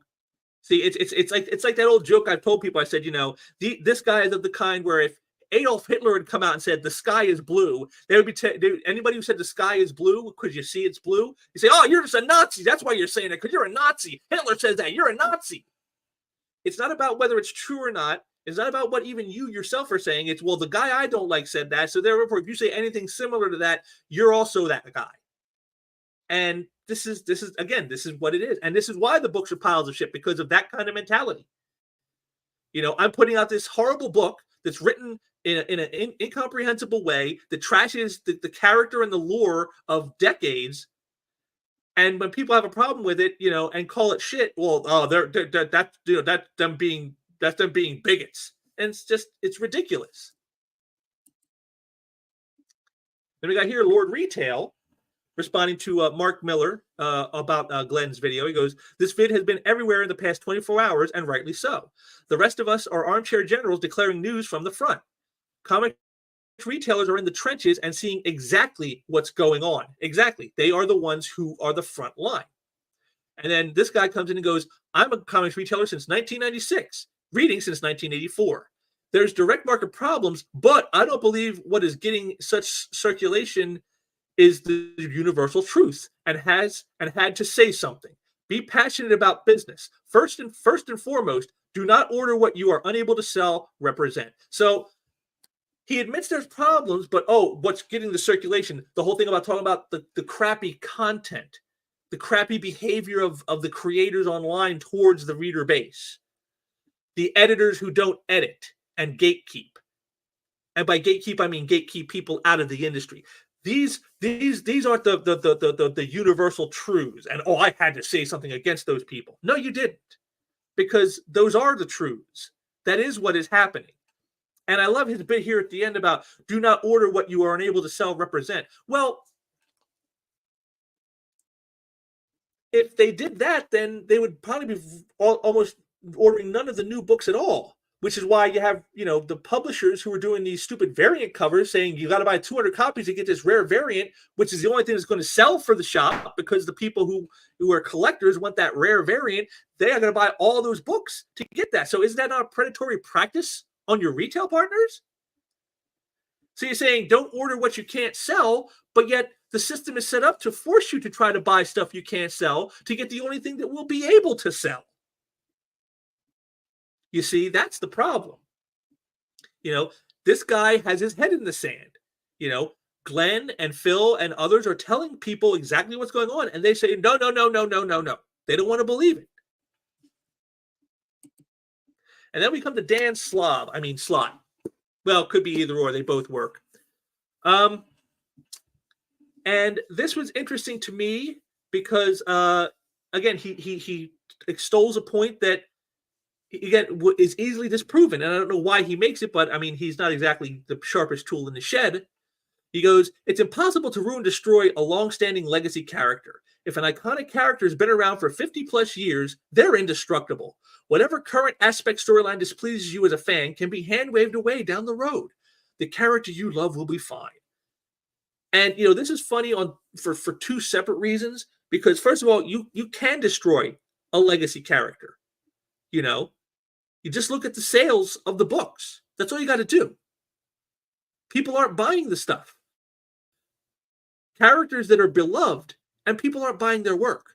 So yes, you can destroy an iconic character. But the best part about this is the telling thing of what he says in this first bit that you're seeing here is whatever current aspect storyline displeases you as a fan can be hand-waved away down the road. So then what you're saying is that none of it matters? That's what that says to me. It's like, well, it doesn't matter if these stories are destroying characters because, we'll just, reboot it. It doesn't matter. None of this stuff matters. Who cares? And that's kind of a funny thing to say for someone who supposedly, is creating this stuff. I don't think Jack Kirby and Steve Ditko and all those guys back then saw their work as so disposable that I just hand wave it away. It doesn't matter. They may not have, maybe they didn't quite understand the icons they were creating. How could they?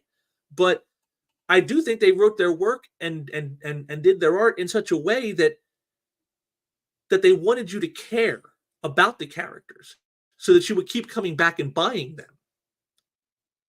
You know, they may not have understood these characters would become the icons that they have, but they definitely want the characters to be popular enough to keep them making money.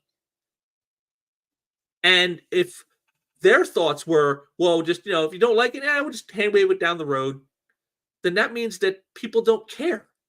And, you know, it's often been said to people, you know, they say the opposite of love is hate, and that's wrong. You know, the opposite of love is not hate, because whether you love something or you hate something, you still care.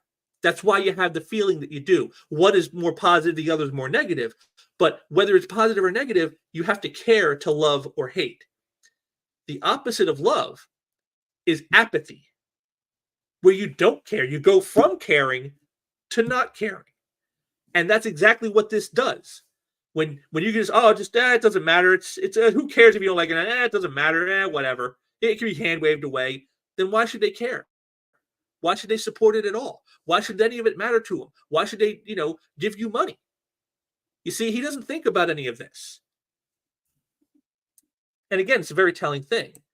And as he continues, but what if I don't want to wait that long? If a legacy character has been around for 50 plus years, chances are good that there are hundreds, if not thousands of stories about them in various media you haven't seen, read, experienced yet. More than enough to tide you over. This goes back to the whole thing about, like, you know, Tim Seeley's point about, like, well, you know, if you don't like the character anymore and they're doing things you don't like, well, just go try another character. Go try something else. You know? And it's like, but that's not the point. The point isn't that I could try something else or I could go buy up a bunch of back issues. That's not the point. The point is, I want you to make this good so that I can enjoy it, because I've been enjoying it. I love this character. I love their stories. Keep doing that. You know, they think it's because, you just outgrew it. Not necessarily. You know, when you break characters, you ruin a lot of what people love about those characters. And then they're not only not inclined to buy that stuff, but as he says about all these other different venues and stuff you can see them in, well, you're less inclined to want to be involved in any of that either, especially when you just want to hand wave it away if you don't like it, right? So there it is. Continuing. But the current storyline hurts and disrespects the character. I'm defending them. For a character to stay fresh and vital, especially one that has been around for 50 plus years, storytellers have to take risks and try things that haven't been done with that character before. And whenever that happens, whenever ways those stories deviate from the norm will inevitably upset a number of the hardcore fans. Conversely, they could also excite other parts of the base and catch the attention of new fans. These deviations are necessary time to time. But again, just like with Gale, what he's not saying is almost more important than what he is. Yeah, you say, yeah, you need to take risks, you need to take chances, you need to try something with the character. It's getting stale. Okay. But the difference is in the past, if they made a change and it didn't work, they would quickly reverse it. You know, anyone remember Namor's black uniform with the golden wings? Yeah, they did that to try to update the character to make it more fresh and vital, as he puts it. And they quickly got rid of it, didn't they? Yeah, because people didn't care for that outfit on him. It looked stupid. He's underwater. Why is he going to wear a vest? It makes no sense. And he quickly went back to the swim trunks. There was a change. People didn't care for it. They reverted it back. One where it did work, Spider-Man's black costume, you know? And it was so popular that even for a while there, he was switching back and forth between the red and blue and the black because it was so popular. Until, of course, Venom came along, and then he stopped wearing it because his wife was freaked out by Venom. And so, but there it is. Spider-Man's black costume worked, so they kept it. Namor's black suit didn't work, so they got rid of it. You see, and that's the difference between then and now. Whereas today, if they do these changes to characters, we're going to make this person bisexual or gay, or we're going to get rid of this white male and put in a black female, or whatever it is they do. They never look at it and go, here 3 issues in, and man, the sales have really dropped off. Oh man, people are complaining. Better bring back back to what it was. Nope, they double and triple down and tell you you're a bigot for not supporting it. You're the problem. Not their change is the problem. You're the problem for not accepting that change. You know, taking a risk is true. You do have to take risks at times. But see, the whole point about risk is when it goes against you, you're the one that's supposed to suffer, not the other people. You know, if you took a risk in changing a character and the fan base didn't like it, and you didn't bring in a new base, again, it could excite other parts of the base and catch the attention of new fans. Well, that's what you've tried with all this stuff for 10 years. And you haven't got that new fan base, have you? Because if you did, the sales wouldn't be in the tank. So you didn't get the new sales. You've upset the hardcore fans. And rather than say, well, I guess we better move it back, you double and triple down. And that's the difference between how they used to do it versus how they do it now. And that is why the industry is in the state that it's in.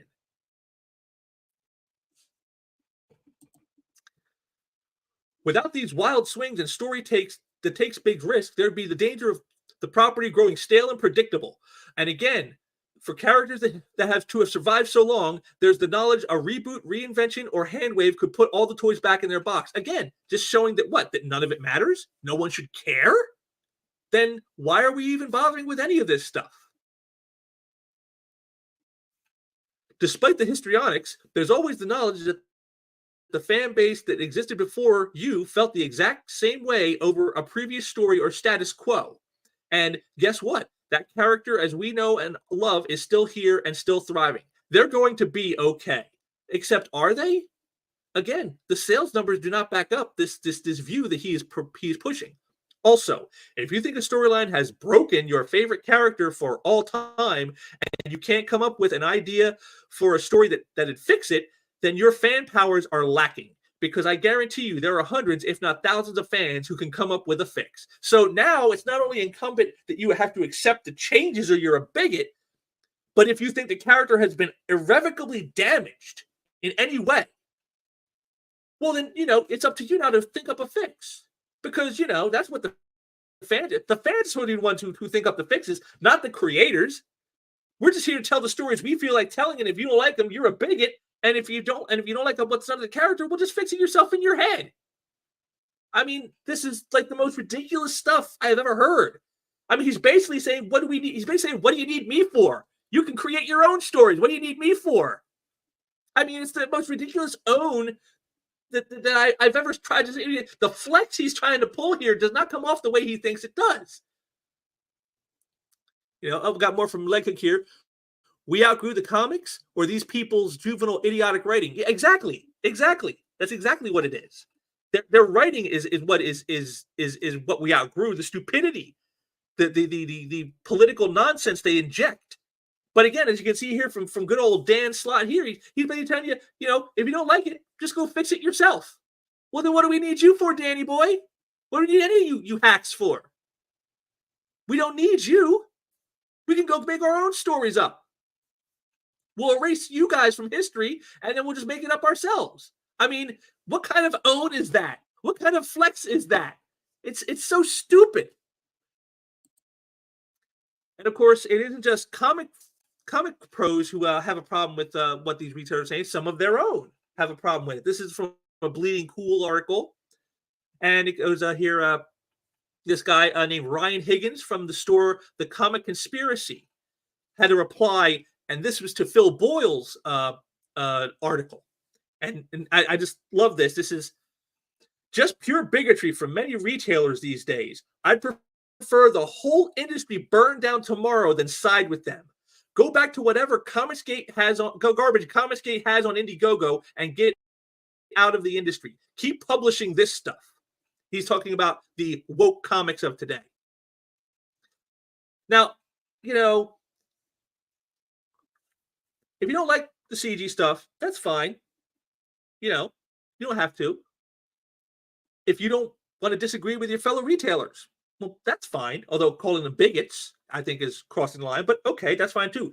But when you say something, I'd prefer the whole industry burn tomorrow than side with them, that tells me you don't belong in this. It's not the retailers who are complaining who need to get out, Ryan Higgins. It's you who needs to get out.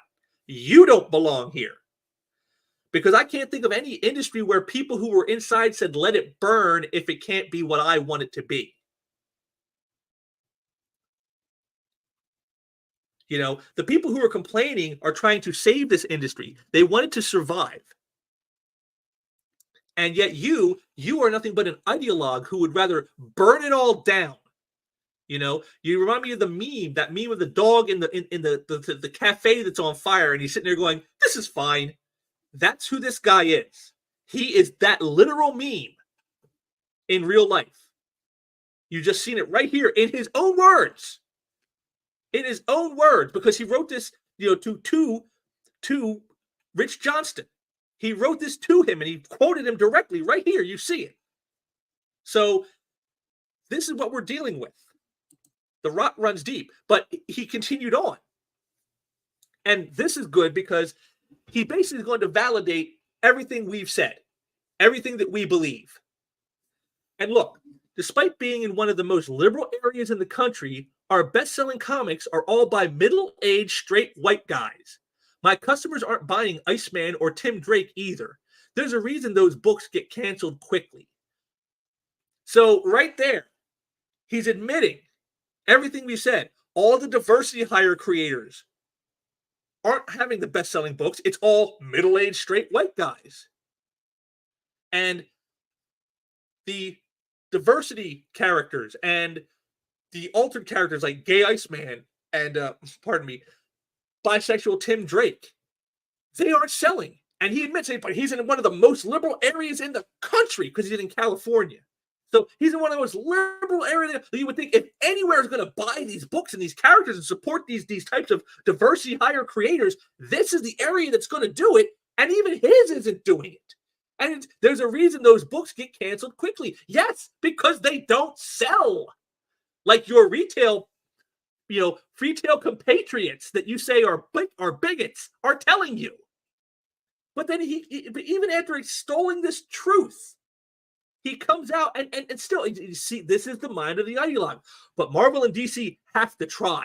They're going to keep reaching out to new audiences because mid-40s straight white guys like myself eventually stop reading, usually when we're dead. I mean, right there. So he admits what they're doing isn't working. No one's buying it. It doesn't sell. It's a blight on the industry, but they got to keep doing it anyway because more diversity. Because fuck the 40s straight white guys.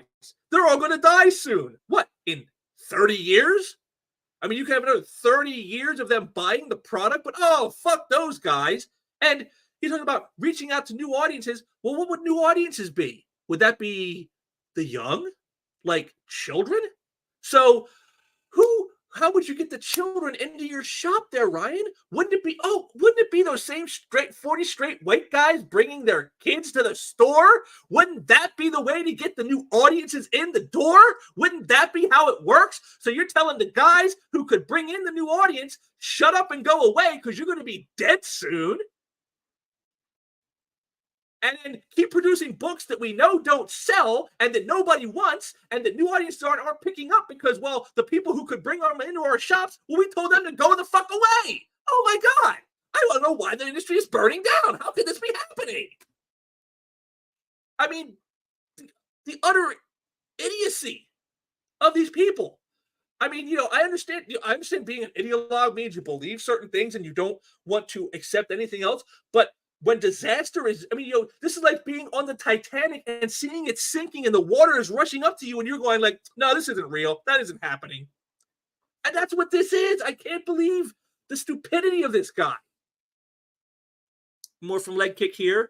Well, these ideologues actually reflect the attitude we see from the parent company of Marvel, Disney. Iger keeps putting out stuff that's killing the movie industry. Yes, and I'm going to get into some of that later here to prove that it isn't just the comic book industry that's suffering, but lots of others. But we'll continue on here with Ryan Screed. Now, you can argue about quality, which is a concern. There's lots of bad comics out there, but there always is. Yes, that's again another Mott and Bailey point that these people try to make to be disingenuous. Oh, well, in the 90s, there was a lot of shitty comics too, Yeah, I know. I was there. I was working in shops at the time. So trust me, I do know that. Yes, there were lots of crappy books. But you know what there was? There was a lot of great books too. And you know what there was? It as bad as the bad stuff might have been, they were still trying to entertain. That's the key here. They weren't trying to indoctrinate. They weren't trying to preach. They weren't trying to denigrate you for being what you are because they don't want you as their client anymore. They weren't doing all the things that they're doing now. They weren't trashing the icons to foster political brownie points. They were trying to be entertaining. Now, some of these guys failed because maybe they weren't very good, or maybe they didn't quite have the grasp of how to properly get that idea out there. These things can happen. But to say, well, there's lots of bad comics because there's always been. Well, but the bad in the past is still better than the good today. That's the point. And it's definitely better than the bad of today. If I had to choose between the bad of the past versus the bad of today, give me the stuff from like the 90s, baby. I'll take that stuff all day. I'll read those horrible comics all day long over this stuff. Because at least that stuff didn't insult me. It didn't denigrate me. It didn't tell me I was a horrible person because of my skin color or my gender or who I had sex with. Continuing on. Sales on Amazing Spider-Man aren't falling because of some woke propaganda. DC didn't take a major hit during Night Terrors because of some gay character. Well, specifically of the current, maybe not. But overall, yeah, it is. These books are failing because of woke propaganda. Month after month after month. You keep putting out the same garbage. You keep telling people that they're bigots if they don't support it. You're going to drive more and more away. And then you raise your prices, and you're going to drive even more people away. And then you attack retailers who then end up having to shut down their stores because they can't afford to buy this garbage crap that you're putting out that's woke propaganda, and they close their shop, and then you lose even more readers. So while you want to say the sales on this one specific thing, maybe not, but when you take it in totality with everything, yeah, it absolutely is. Continuing. There's quality and editorial concerns for sure. Again, like there always has been. But again, not like this. Just like his whole thing about how there are bad comics in the past, but they weren't bad for the reasons they're bad now. And editors, they're not bad for the reasons they are now. Because back then, maybe they just weren't very good at their job. And so they got fired. Whereas now, you can't fire them because these people are activists. And they're usually of a quote-unquote marginalized group. And so if you go to try to fire these people, guess what happens? You're going to be getting sued. You're going to be the one in trouble. So you can't fire them. And these people don't care about the industry. They don't care about the works. They don't care about the characters. They certainly don't care about the readers and the retailers.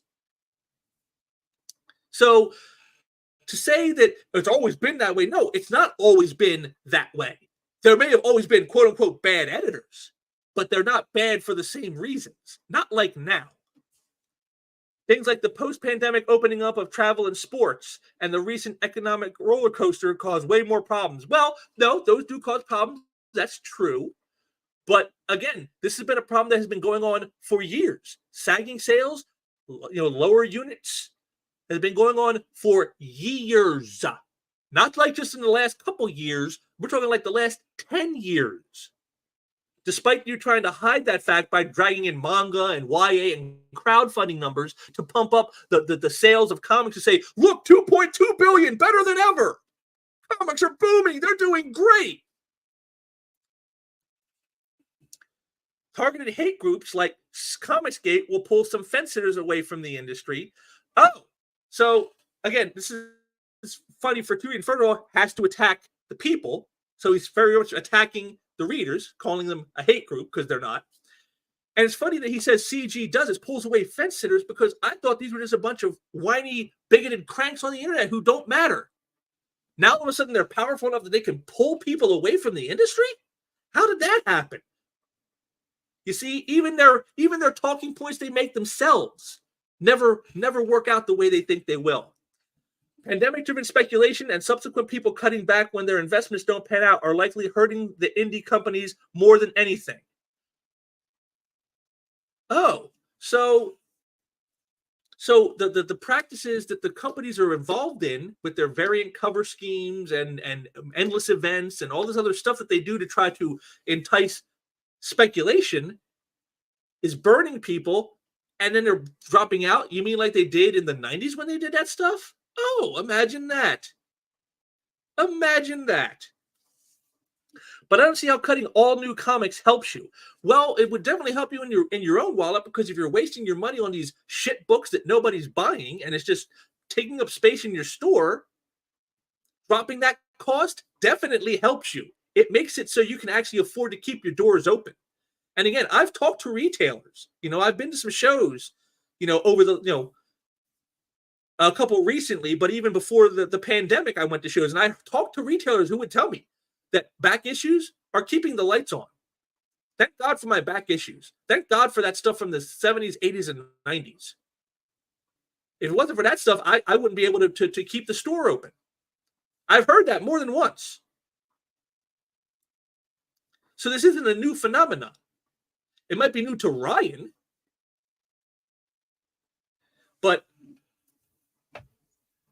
they're all just such an extreme reactions to a multitude of problems, but that's because they've been left to fester for so long without being addressed. When you let something go for so long and it becomes a real big fire burner, well, then it's going to take an extreme response. And that's what that is what we're seeing now. We see retailers calling it out because they have to. It's extreme. We can't wait any longer. I don't know what guys like Ryan expect. Does he expect that people should just support what it is he wants them to support, and then that's how it goes? Because that isn't how it goes. You have to give an audience what you want. What they want. You can't decide and say the audience needs this. It's not up to you to decide what they need. Your job is to give them what they want. And if you do that, that breeds success. It's very simple. And it's not an extreme reaction. It's only extreme to people who themselves are extreme ideologues who think the world should act and react the way they want it to based on their politics, their beliefs, their ideology. And the reason it's extreme to them is because it flies in the face of all of that.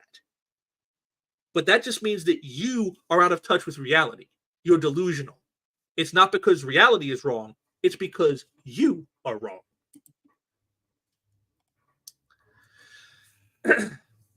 And then we got here Ryan Higgins. Goes and talking to someone saying, hours spent, hours wasted. Messaging them on email, social media, doing calls, pleading with them to complete. And this is what we're seeing why the shops are dying. Pleading with them to please come in, and how important the shops, how important to the shops it to be, how appreciative it be if only a handful of people responded and even less came in for the stuff they ordered. So you're talking about like people who pre-order stuff, your pull lists, as we call them in the biz, where you go into your shop, you say, I want these books every month, pull them for me when they come in, and I'll come in at some point, maybe not on the day they come out, but some point in the future, and I will pick them up and buy them. A pull list. And now we're seeing tons and tons of retailers who are having pull lists go, months long, and they got high stacks of books, like hundreds, thousands of dollars of books that will not sell because the people just didn't come in. They stopped coming in. Because why? Because the stuff they were reading was shit. And they didn't feel like spending any more money on it. And so rather than tell the shop, stop pulling it for me, they just stopped coming in. And so Ryan's little idea here, see, you already saw what he thought of his fellow retailers who have problems. Now here's what he thinks of the consumers who have the problems with this. Comic retailers, 2024 is the year we have to change. I've been 2 lakhs too, and it's bit me in the ass. Prepay only for new subs. No holds past 30 days. None. 1 phone call, email, and then close the box. Credit card on file. Bill via PayPal monthly if you have Comics Hub. So what he's saying now is that you have to prepay for your book. So if you were to go into Ryan's store and you want to get a pull list, say you wanted Amazing Spider-Man, Batman, Action Comics, and Wonder Woman, he would pre-charge you for that month's stuff, and you would have to pay it right then before you even have the books. And then when they come in, he'll hold them for you, and he'll let you know that they're in. And if you're not in within a month, he'll call you or email you once to say, hey, your 30-day is up. You need to come in and get your stuff, or we're going to cancel your list. And then he would, if you didn't come in, within probably a couple of days of that, he'll cancel your list and put the books up on the shelf and then take your money. So you're basically getting your money he's taking your money for nothing. Because as you see, credit cards on file. So he must be able to charge you for this stuff that won't sell now because he pulled it for you and you didn't come in and pick it up. See, this is just a shifting of the risk. See, in the old days, the old days, with the newsstand, what would happen is I'm sure some of you may know this, some of you don't. The reason the cover dates on the covers were always a few months in advance is to tell the people who were selling the comics when to pull them from the shelves. So your book comes out in July, but it's dated November. That means in November, pull this book off your shelves. And what do you do then? You tear off the covers and you send them back to the distributor, who would then give you credit for those books. So let's say you ordered 100 copies of Amazing Spider-Man. And then at the end of that 4-month period, when it's November, you pull them down. Oh, I got 10 left. You pull the 10 covers off, you send them in, and then you get credited for 10 copies. So when your next order comes in, 10 copies you didn't have to pay for because you returned the covers. And this was also better because it also gave you a much more accurate depiction of how the sales actually were, because you would see, based on those numbers of the sales, not what was sold, you'll give it to the outlet to sell, but how many of them were returned. Oh, we got 10% of the covers back. So that means 90% of the books that we set out sold. Pretty easy to keep track of that. Then along comes what we know now, the direct market, where it's now specialty shops are the only places to get the books. No more newsstand. And part of the deal of the direct market is the retailer saying, we'll buy this stuff and we'll keep it non-returnable, but you have to make us the only outlets. And that's what they did. But see, now the risk is on the retailer, because he'll order his 100 copies of Spider-Man. And if only 90 of them sell, well, now he has 10 copies that he's stuck with. But again, if the amounts are small, that's manageable. Again, if you ordered 100 copies, you sold 90 of them, well, you made some profit, and the few you have to eat, not that big of a deal.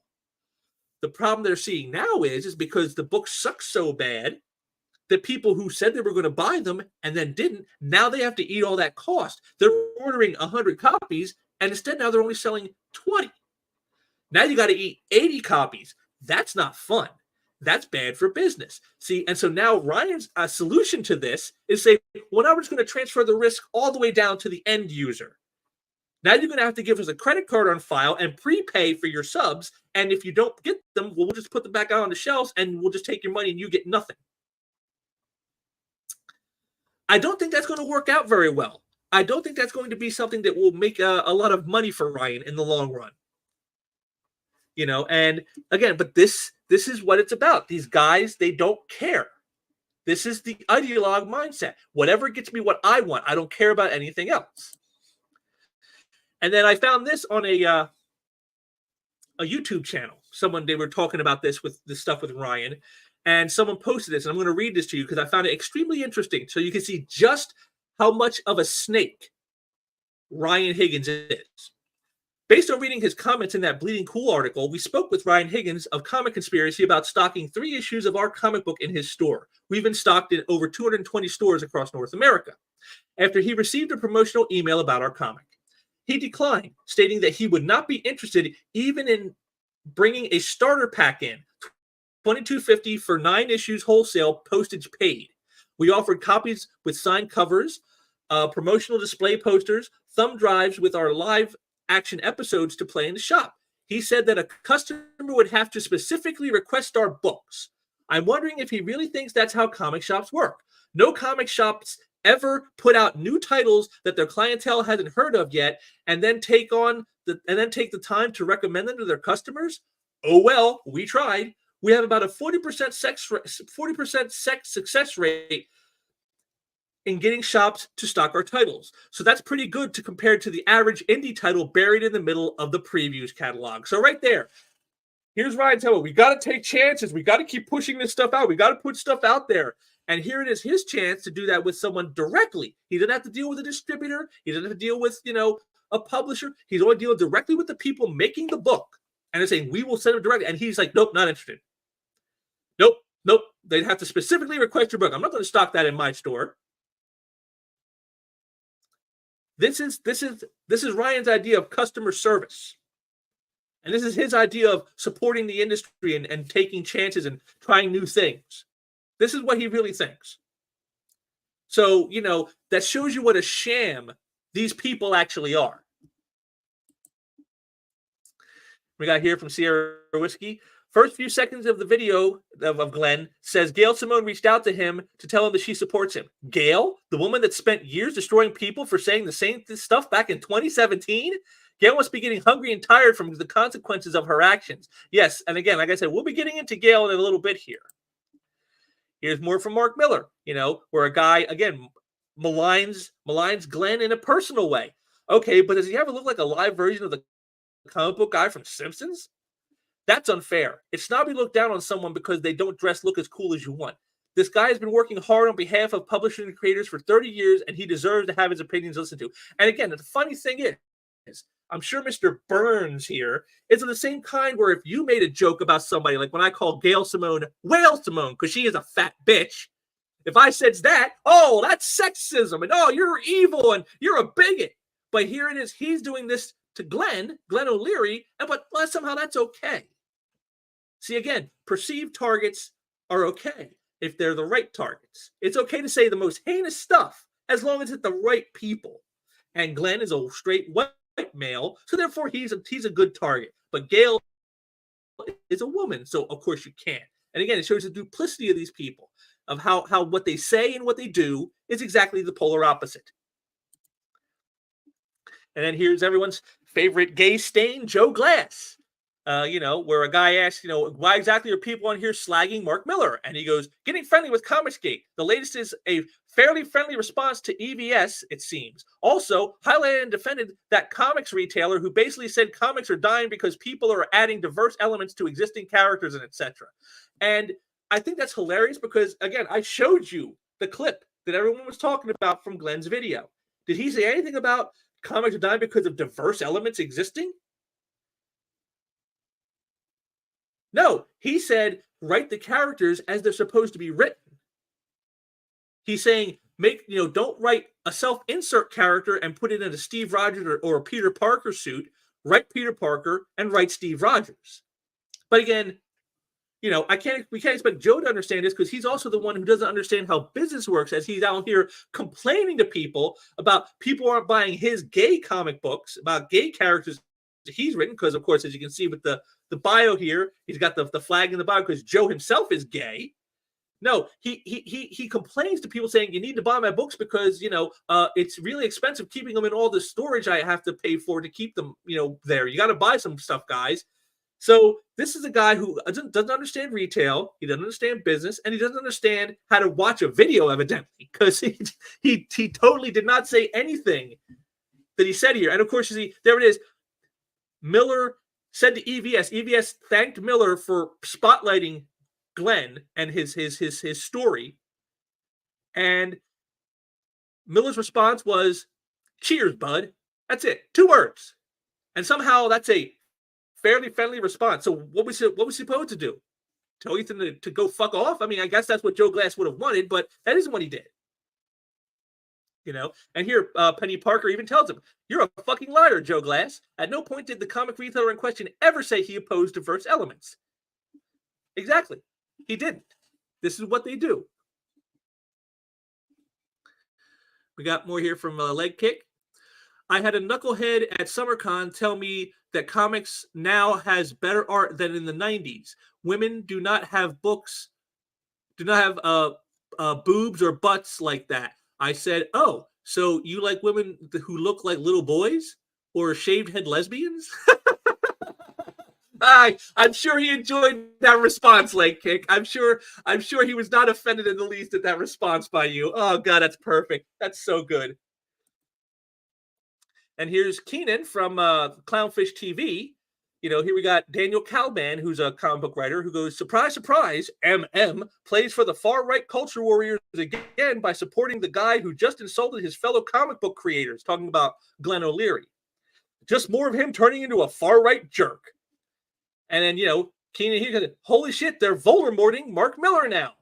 So, yes, then for those of you who don't know, Voldemorting is where you say the person without saying this. See, MM, Mark Miller. See, he's saying it without saying it because he doesn't want to say his name. It's the same phenomenon you see with people dealing with President Trump.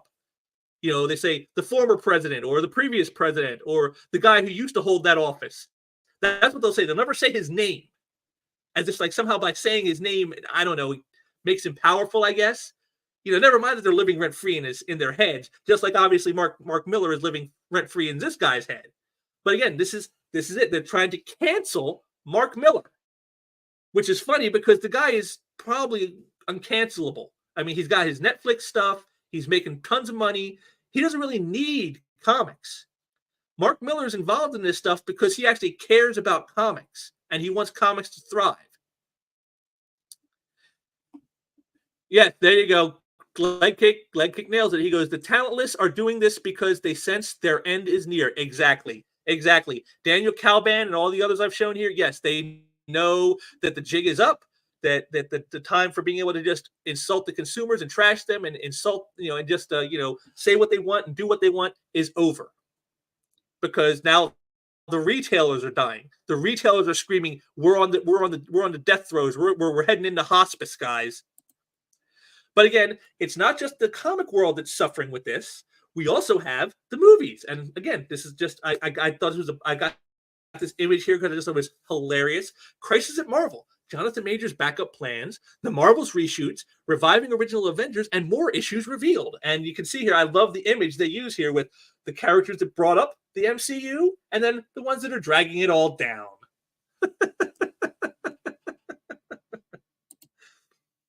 And again, here is Kang may be scrapped in MCU after Loki and Ant-Man 3.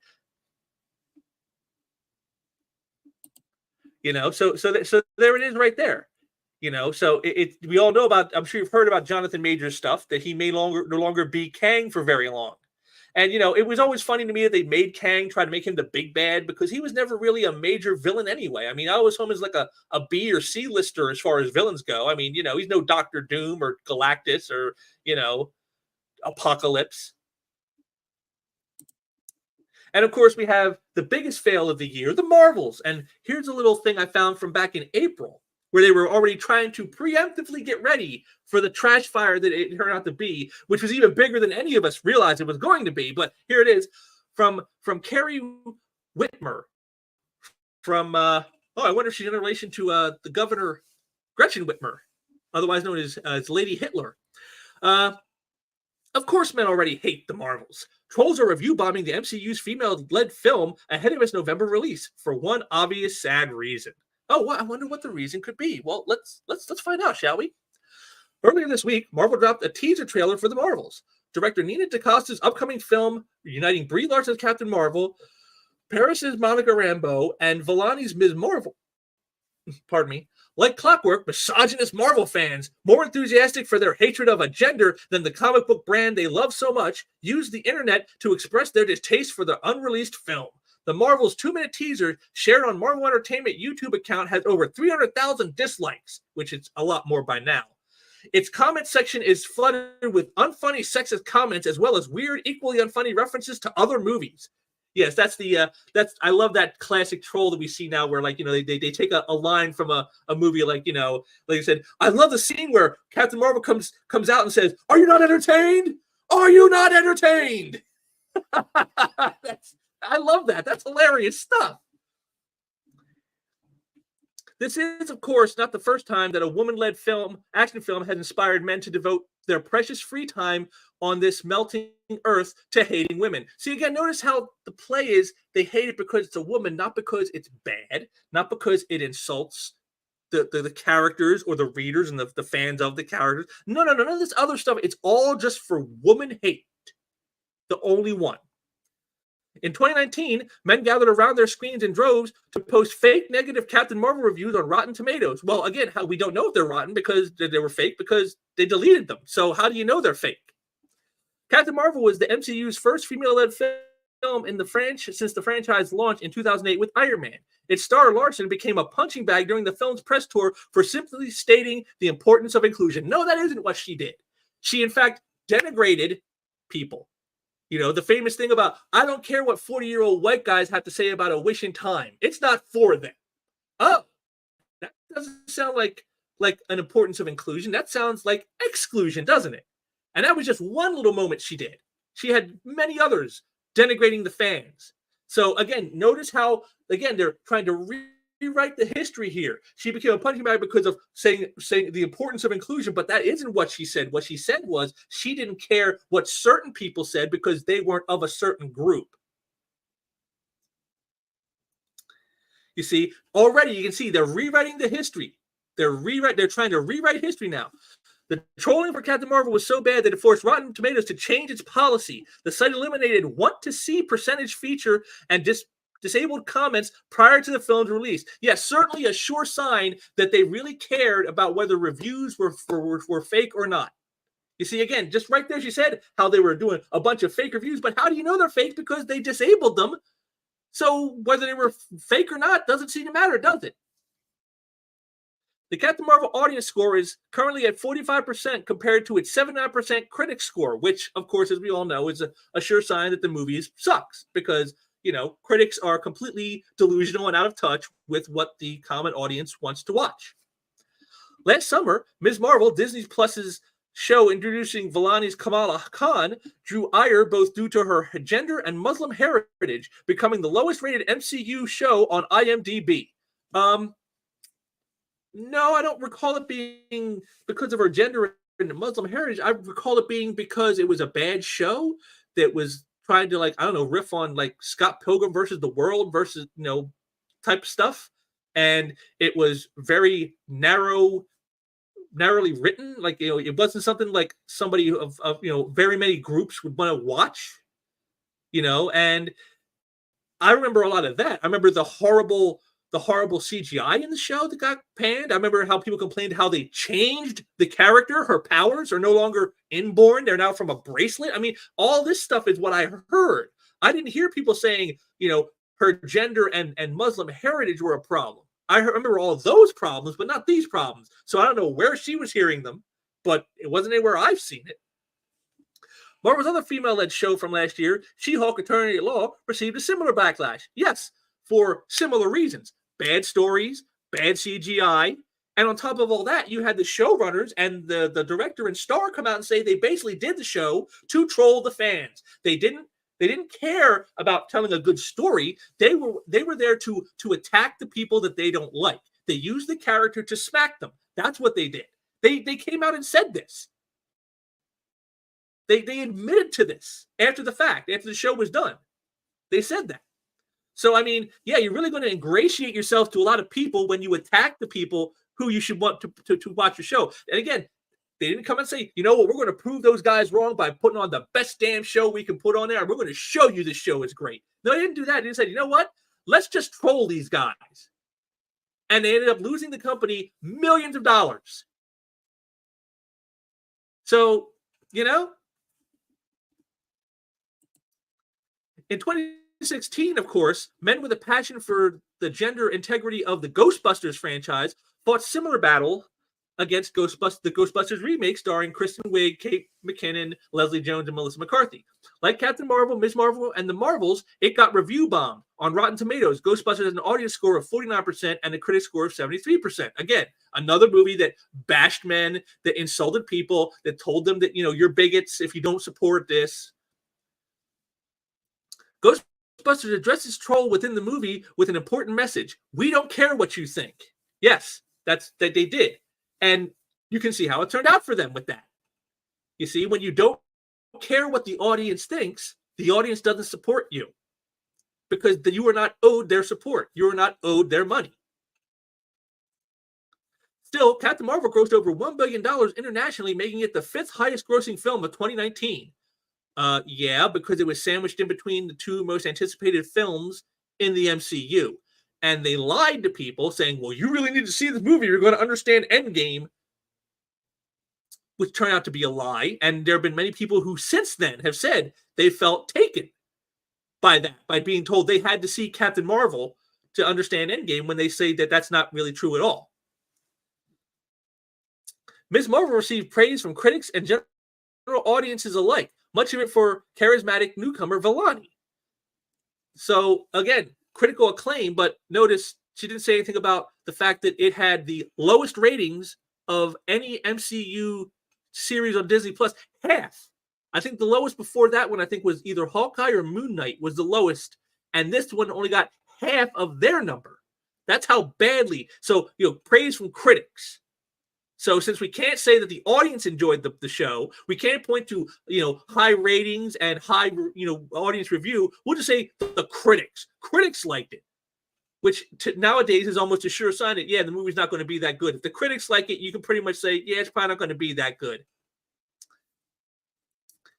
The MCU is far from its 2010s golden age, but the Marvels will most likely be one of the highest grossing films of the year after it hits theaters on November 10th. Oh my God, how poorly has that aged? How poorly has that aged? I love it. But this is the best part. Poor pre-reviews for a film that does not come out for another 7 months are unlikely to convince anyone to skip it, unless they already hate women in comic book movies. So, how did all that turn out? Oh, look at that. Box office bomb. The Marvels opens to a $47 million in new low for Marvel Studios. The sequel also followed overseas, where it debuted to $63.3 million for a global start of $110 million compared to nearly $190 million for Captain Marvel in 2019. So there it is. Oh, yeah, these bigots, these pre-reviews, they don't mean nothing. There's a bunch of bigots. No one cares what they think. That's not going to affect the box office. It's going to be one of the biggest movies of the year. Carrie, you loser. You loser. And, of course, well, that's because of men. Oh, that's those sexist men. They did all this. It's their fault. Oh, we got some more comments here. Yes, because we can tell when a movie from Leg Kick will be crap from the trailer. That's true, because today in the trailer they give all the good stuff away. It's like you almost don't even need to see the movie. See the 2 to 3 minute trailer, you saw the movie. You don't see it now. What do you got to see the movie for? Sit around and be bored for 2 hours? And we got Blue Boy Comics here. I love your show, buddy. Thanks a bunch for all the effort you put into making videos. Well, I appreciate that. Thank you for showing up and hanging out here, Blue Boy. That's that's what I do them for. And we got more from Leg Kick. Marvel was desecrated in both movies. I refuse to give a moment of time. A moment of my time. Marvel is one of my favorite characters. Yeah, I know they totally disrespected Marvel. They totally did. But again, that just goes back to what I said, just like within the comics themselves. These people who are making the movies are the same as the people who are making the comics. They have no respect for the past. They have no respect for the lore. They have no respect for the source material. They don't care. It's all about what they want. And again, like I said, with this, of course, you saw with Carrie's little screed, oh, it's men. Men are evil. Men hate the Marvels because it's strong woman. It's a strong woman-led movie. Well, here we are from Breitbart. Survey shows women failed to turn out for the Marvels. Oh, my goodness. Oh, my goodness. The science does not back that up. Here's a breakdown of the suckers who went to see the Marvels this weekend. Other diagnostics on the Marvels, 65% male-leaning, with 45% men over 25. 22% of women over 25, giving it its best grade at 82%, men under 25, 20%, and women under 25 at 14%. So there it is right there. The audience that you would think they would want more than any other, 14%. The biggest demo was 25 to 34 at 33%. Diversity demos were 36%, Caucasian 27%, Latino Hispanic 17%, Black the diversity demos were 36% Caucasian, 27% Latino, 70% Black, and 14% Asian. So once again, so here it is. It's those toxic white males, those middle-aged white males, the ones that Ryan Higgins says are going to die soon. They're the reason the Marvels failed. They didn't support it because they're a bunch of women-hating bigots. And yet, all the metrics here say that, well, no, they were actually the biggest group who supported the movie. They were the ones who saw it more than anyone else, more than women. And again, the women under 25, the audience you would think they would want for this movie, was the smallest number, 14%. This is what I talk about. This is what they don't understand. They have their boogeymen in their head. They have it all set to what their ideology says. This is how it is, and only these people would be against us. Everyone else will support us because they all want this. And no, they don't. Women don't want this. My wife has read comics longer than me. You know, I've read them for over 35 years. She's read them even longer. She loved superheroes before it was in vogue for women to love superheroes. You know what I'm saying? And yet she doesn't want these changes. She didn't want them to change the characters from she loved them for what they were. And that's what this says. Women didn't support this. They don't want the superheroes done this way. They want stories that they want, you know, of some romance stories or, you know, slice of life stories or whatever. That's what they want, and they want them done for them. That's what they want. Barbie was a huge success. Why? Because women went to see it. Why? Because the women love Barbie. They grew up with Barbie. They know Barbie, and they made a Barbie movie that they liked, and so they supported it. But you slapping, you know, a woman in a man suit, basically, in a superhero movie, and saying she's a strong woman because she's as strong as she ain't need no man. Because she's more powerful than a man. Because strong woman. They see right through that shit. They know it's a bunch of bunk, and they don't support it. This right here tells you that. Now that the Disney grooming syndicates The Marvels is a bona fide box office catastrophe, we can expect the usual lies about how all of this is the fault of racist Trump supporters. All the fault of everything except a lousy movie with unappealing stars running around pointing at terrible CGI in a spent franchise that has worked overtime to alienate fans by taking a dump on everything they once loved about that franchise. Boom! Goes the dynamite right there, folks. Right there. This is the problem with modern entertainment in general. Movies, TV, comics, all of it. This is what it is. This is what it is. This is why it's failing. This is why people are not buying the books. This is why the movies are not being watched. This is why all of this is happening all at once. And then, of course, how can we talk about Captain Marvel and not bring in one of the people who is probably more directly responsible for the current iteration than Kelly Sue DeMoronic? And I bring this in because when you hear what she says, there's going to sound almost like some stuff that we've said before. But when you think about it, she's not really talking about us. And you'll see that here in a minute. I'm going to walk away now because it was foolish for me to engage in the first place. But look, it's fine to not like a movie or like a book or an artist or a writer or really anything. But when a reviewer frames their assessment not in terms of craft, but in cheap shots that disparage an audience they don't perceive as worthy of participation in a particular genre, they do damage. Not just to the industry, but to the culture. Comics are, quite literally, for everyone. Now, I'm going to stop right there. Now, if you just heard those words, you would think, well, that sounds like almost like Comicsgate talking points, doesn't it? You know, disparage an audience they don't perceive as worthy of participation. Isn't that what they've done to the classic comic book audience for the last 10 years? People like Kelly Sue DeMoronic and Whale Simone and Dan Slob and Jamal Igle and Tim Seeley. Isn't that what they've done, isn't it? So are they now admitting that they were wrong? I mean, that's how it sounds on the surface right now, doesn't it? But we'll get into this in a minute here. You'll see that it's not as it seems. Superhero comics is a powerful and versatile genre that can include a broad swath of tones and topics, and while not as universally appealing as the medium of comics, can also appeal to broad audiences. I ought not to respond to these things, and I really ought not to respond with sarcasm, but these predictable, uninformed, and destructive critiques persist. If they just made dudes look dumb, it would be one thing, but they don't. They reinforce ideas about who is allowed to like what, and that some groups are so low status that anything that is perceived to be appealing to them can have no crossover appeal and must be low quality. Now, you see right there, that's where it comes into force. See, before when you saw that first bit I read, you're thinking, oh, wow, she's talking about like us, how we've been put out, how the comments was, you know, if you don't like my politics, don't buy my book. Problem solved, right? You're thinking, oh, now she's backtracking all this, but she's not.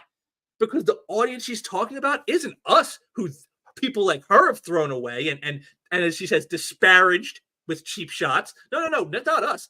They're talking about the blowback they're getting now from things like The Marvels and, you know, the the race swap Little Mermaid, and the sales numbers of the comics that aren't selling. Tim Drake and a Gay Iceman not selling. That's what they're talking about. See, those groups. See, now we're supposed to shut. See, they attacked us and denigrated us and disparaged us for years, telling us, we don't belong. These comics aren't meant for you. If you don't like my politics, don't buy my book. All these things they told us. You're not our customers. The retailers are our customers. All these things.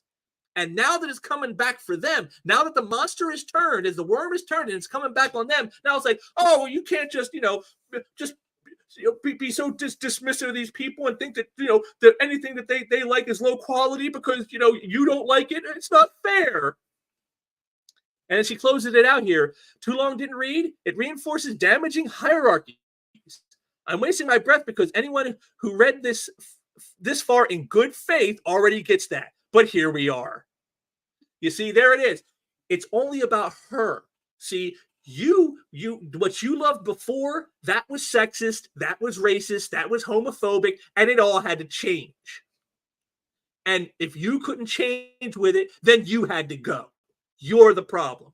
But now that what they're doing isn't selling, now that what they're doing isn't making the money, now that what they're doing is failing and catastrophically failing, now all of a sudden it's, well, you can't just, take cheap shots and disparage people because say that what they like is low status because, it has no crossover appeal. How the world has turned in such a way I cannot imagine. And again, so it's still all about them. First, it's you need to give up space for us. Then it was you have to let us change these things you love to suit us. And now that it's failing, it's like, well, you can't criticize what we do because it's for everybody. It wasn't for everybody when you liked the stuff, but when they changed it, now it's for everybody. And now that it fails, well, you just got to shut up about it. We don't want to hear about it. Shut up. Shut up. Got more from Leg Kick here. Comics are for everyone, lol. Comics were loved by nerds, outcasts. Where is that? Where in that is there a gender, a race, or anything like that? Yeah, exactly. See, that's the thing is it was for everyone in the sense of if you felt like that outcast or that nerd, you could belong. But it was never meant as in everyone everywhere. Because, that's not how it goes. Different people, different groups have different interests. And not everyone's interest will be satiated in a specific type of hobby. Or in the case of like comics and movies, in a specific genre. Superhero comics have to be a certain thing. Now, there are variations of it a bit. Yes, you can do certain, it's not all cookie cutter. But there are certain, I guess you would say, tropes that you have to expect in a superhero comic. And if you don't have those tropes, it's not really a superhero comic anymore. And that's what they have done. Again, like I showed with Gail talking about how like I have to inject all these little things into my superhero stories, these comedy and romance and blah, blah, blah, blah. But that's not what the comics are. They're superhero comics. There's an expectation of what it's supposed to be. And if you don't meet that expectation, then people will not support it. And that's what's happening here.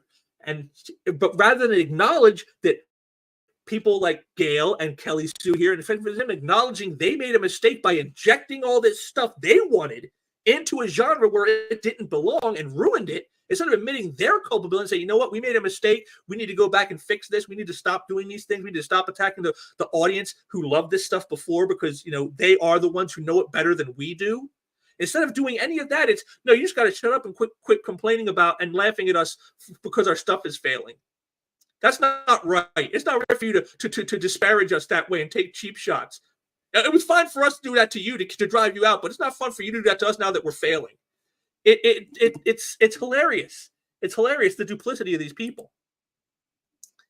Here's Keenan, again, from Clownfish TV. Comic professionals who actually tried to destroy other professionals and retailers via social media bullying and back-channel whisper networks are now calling for positivity? What the actual fuck? You absolutely positively hasten the death of the direct market with your bullshit. Yes.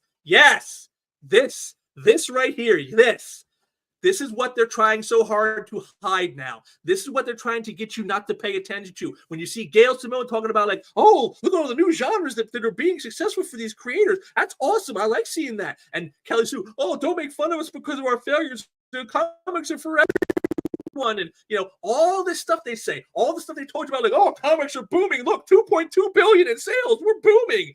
All this stuff is to hide from this right here. This is the truth. This is the truth they don't want exposed. They are responsible for exactly where we are, and they know it. But they refuse to accept any responsibility or culpability. And again, you see this with the shift. Here's Gail Simone being a slithering snake. I love the more modern, slightly military-inspired costumes, but really, I am sure I'm in the minority, but I always like this Captain Marvel outfit. It's deceptively simple, yet very effective to my eyes. Am I wrong? And of course, this is the classic Carol Danvers. This is Captain Marvel before she was Captain, when she was still Ms. Marvel, before they gave that title to the Muslim girl that was a Santa Amanat self-insert. Here is the real Carol Danvers. And you can see it's a very sleek, very, very simple design. Now, 8-9 years ago, anyone who said that they thought this was better than Kelly Sue's militaristic-looking, Carl Manvers-looking Captain Marvel, you would be called a sexist bigot for liking this. But now, see, because things are shifting, because now their stuff is failing so utterly, and people are seeing success in things like the Comicscape books and in other stuff that is not, of the mainstream, as she said, all these people outside the mainstream are doing all these awesome things. Now she's trying to flip it and say, no, see, I was really with you guys all along. See, I like this stuff too. I like the sexy Ms. Marvel. I like that. I thought that was great. And Kelly Sue herself even comes out and kind of, in a way, kind of exposes Gail on this. I can never tell when you're trolling, but I'll bite. It's a lovely design. Cockrum is brilliant, but I don't think it makes sense for the modern incarnation of Carol. So there she is trying to downplay, saying, no, it's fine, but it's this incarnation I have created. That's what matters. And I love this. Cockrum. It's Cockrum.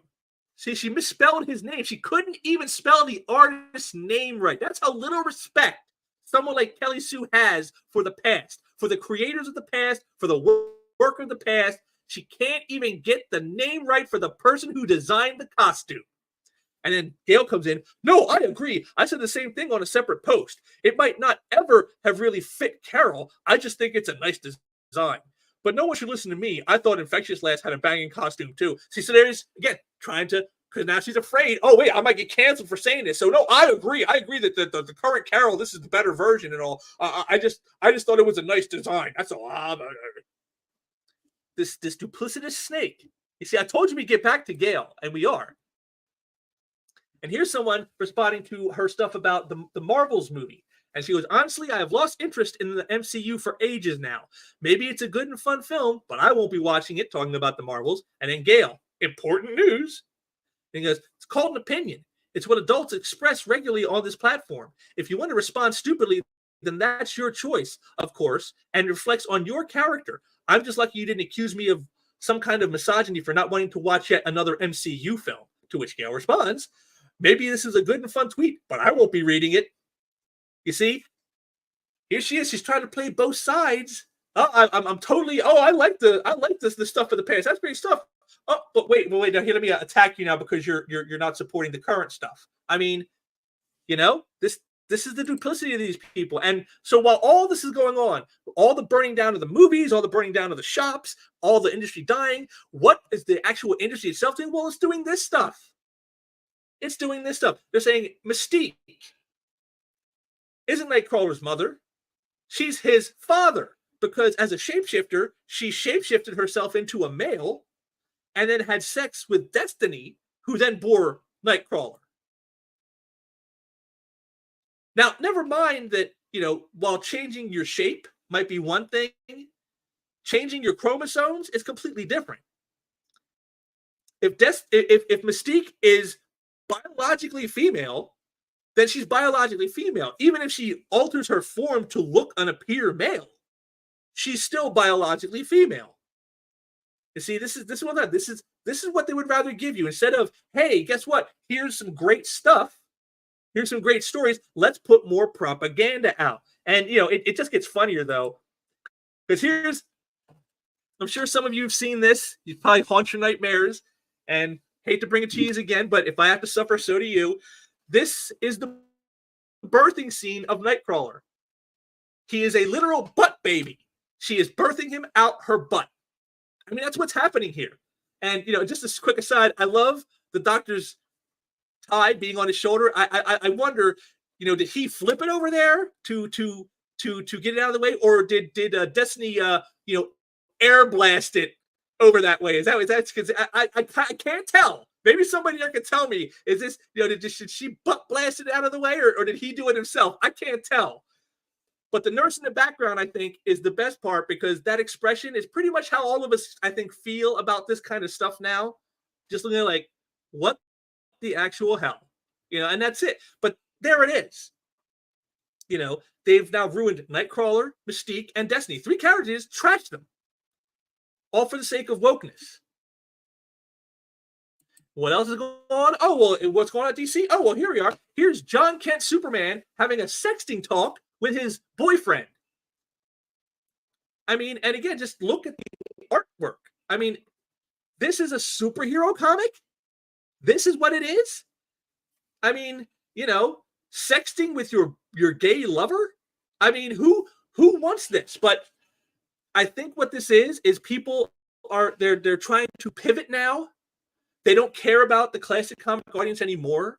What they want now is they want to try to get the weebs who do things like webtoons, and they want them to read these books. So now they're gearing that stuff towards them. But it's not going to work, because the weebs don't care about Superman. They don't care about the X-Men. They never did. They never will. But this is what the companies are doing while the industry is burning down around them.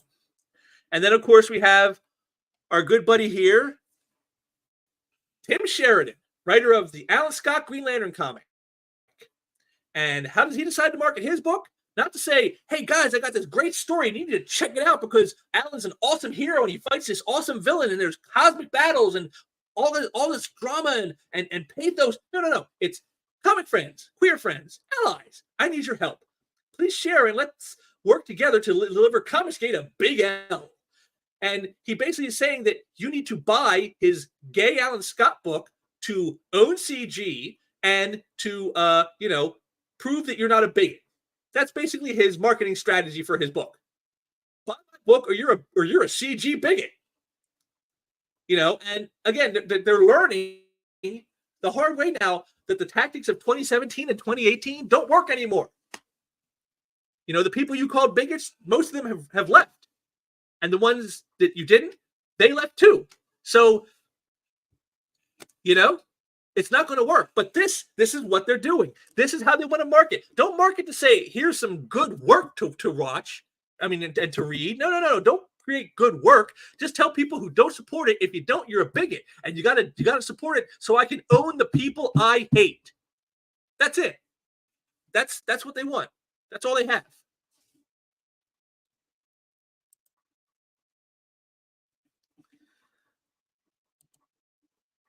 And he even kind of spells it out for people here. He goes, for you innocents wondering what CG is, they're a hateful group of misogynist, queerphobic, racist a-holes who actively work to take down comics with any hint of diversity. They deserve a big loss. That would be the L I mentioned. So again, here it is for people who aren't even, if you're a quote-unquote innocent, which in this case would mean someone who isn't up on this stuff, someone who's not paying any attention to this stuff. So if they're not paying attention, why would they care? But of course, he has to make you care because this is all he has. He doesn't produce good work that you want to read. He's a hack. He's an activist hack. He's a hacktivist, as I call them. He's a hacktivist. And hacktivists can't create good quality entertainment. They can only create propaganda. And that's what he wants you to buy, his propaganda. And then, of course, I love the bottom here at the very end where he goes, by the way, the quoted posts are hilarious on this. Lots of the CG a-holes are mad because I didn't frame this as read my story because it's good and you'll like it. I'd say that's implicit if I had any confidence they knew what that word meant. Yeah, I do know what it is implicit means. It means you're saying it without saying it. That's what implicit means, Timmy boy. And no, if that was implicit in the fact of your book is good and you should like it, well, then that's what you would have led with. But it's not. It's because you know it's not good. It's a story that is nothing but indoctrination and propaganda. It's garbage. It desecrates the character. It insults the readers. It insults, the history and the lore. And you know all this, but you don't care. See, this is the people I'm talking about. This is what's going on. They wonder why the shops are crying out saying, we can't sell your books. It's not because the shops are necessarily bad shop owners. This is why. This is what they're giving you to work with. What else is going on? Well, here's this. Now you say to yourself, well, what's this guy doing? Kyle Rayner's a decent character, right? He's not been turned gay or anything, has he? No. That's not it. Look at the bottom part of the spine there. Green Lantern, Kyle Rayner Rising, Compendium. It's supposed to be compendium with an M, not an N. See, again, this goes back to the thing with the editors. Ryan talked about it. Ryan Higgins said, bad editors. Yeah, bad editors right here. They can't even get the words on the book cover right. This is what editors are for. So this stuff doesn't happen. And yet they're too focused on politics and gatekeeping to worry about doing their jobs. And they wonder why guys like Glenn and Phil are complaining. It's not because they're bigots. It's not because they're haters. It's not because they're istophobes. This is why. Because you're so focused on the bullshit of your ideology, you're not even paying attention enough to do the job you're supposedly been hired to do. And that brings us now to everyone's favorite Tran, Mags Saggio. Now, this is something they said a couple months ago, and I thought it was quite interesting. And I was going to actually maybe do a piece on this alone, but I decided to incorporate it in here because it kind of, again, tells the larger story. Since it's never going to happen, yes, I was going to make Connor Kent a trans girl. I give you Skyrocket, my master plan for a story that will never happen. And notice the story title, Don't Ever Call Me Superboy. So you were going to trans Superboy. That was Mag's big idea for DC. Hey, let me trans Superboy. So that you couldn't even really call them Superboy anymore. I mean, okay, stupid. But then we saw just recently, just a few days ago, we saw this. One of the most frustrating things I found about working both DC and Marvel is how hemmed in I felt.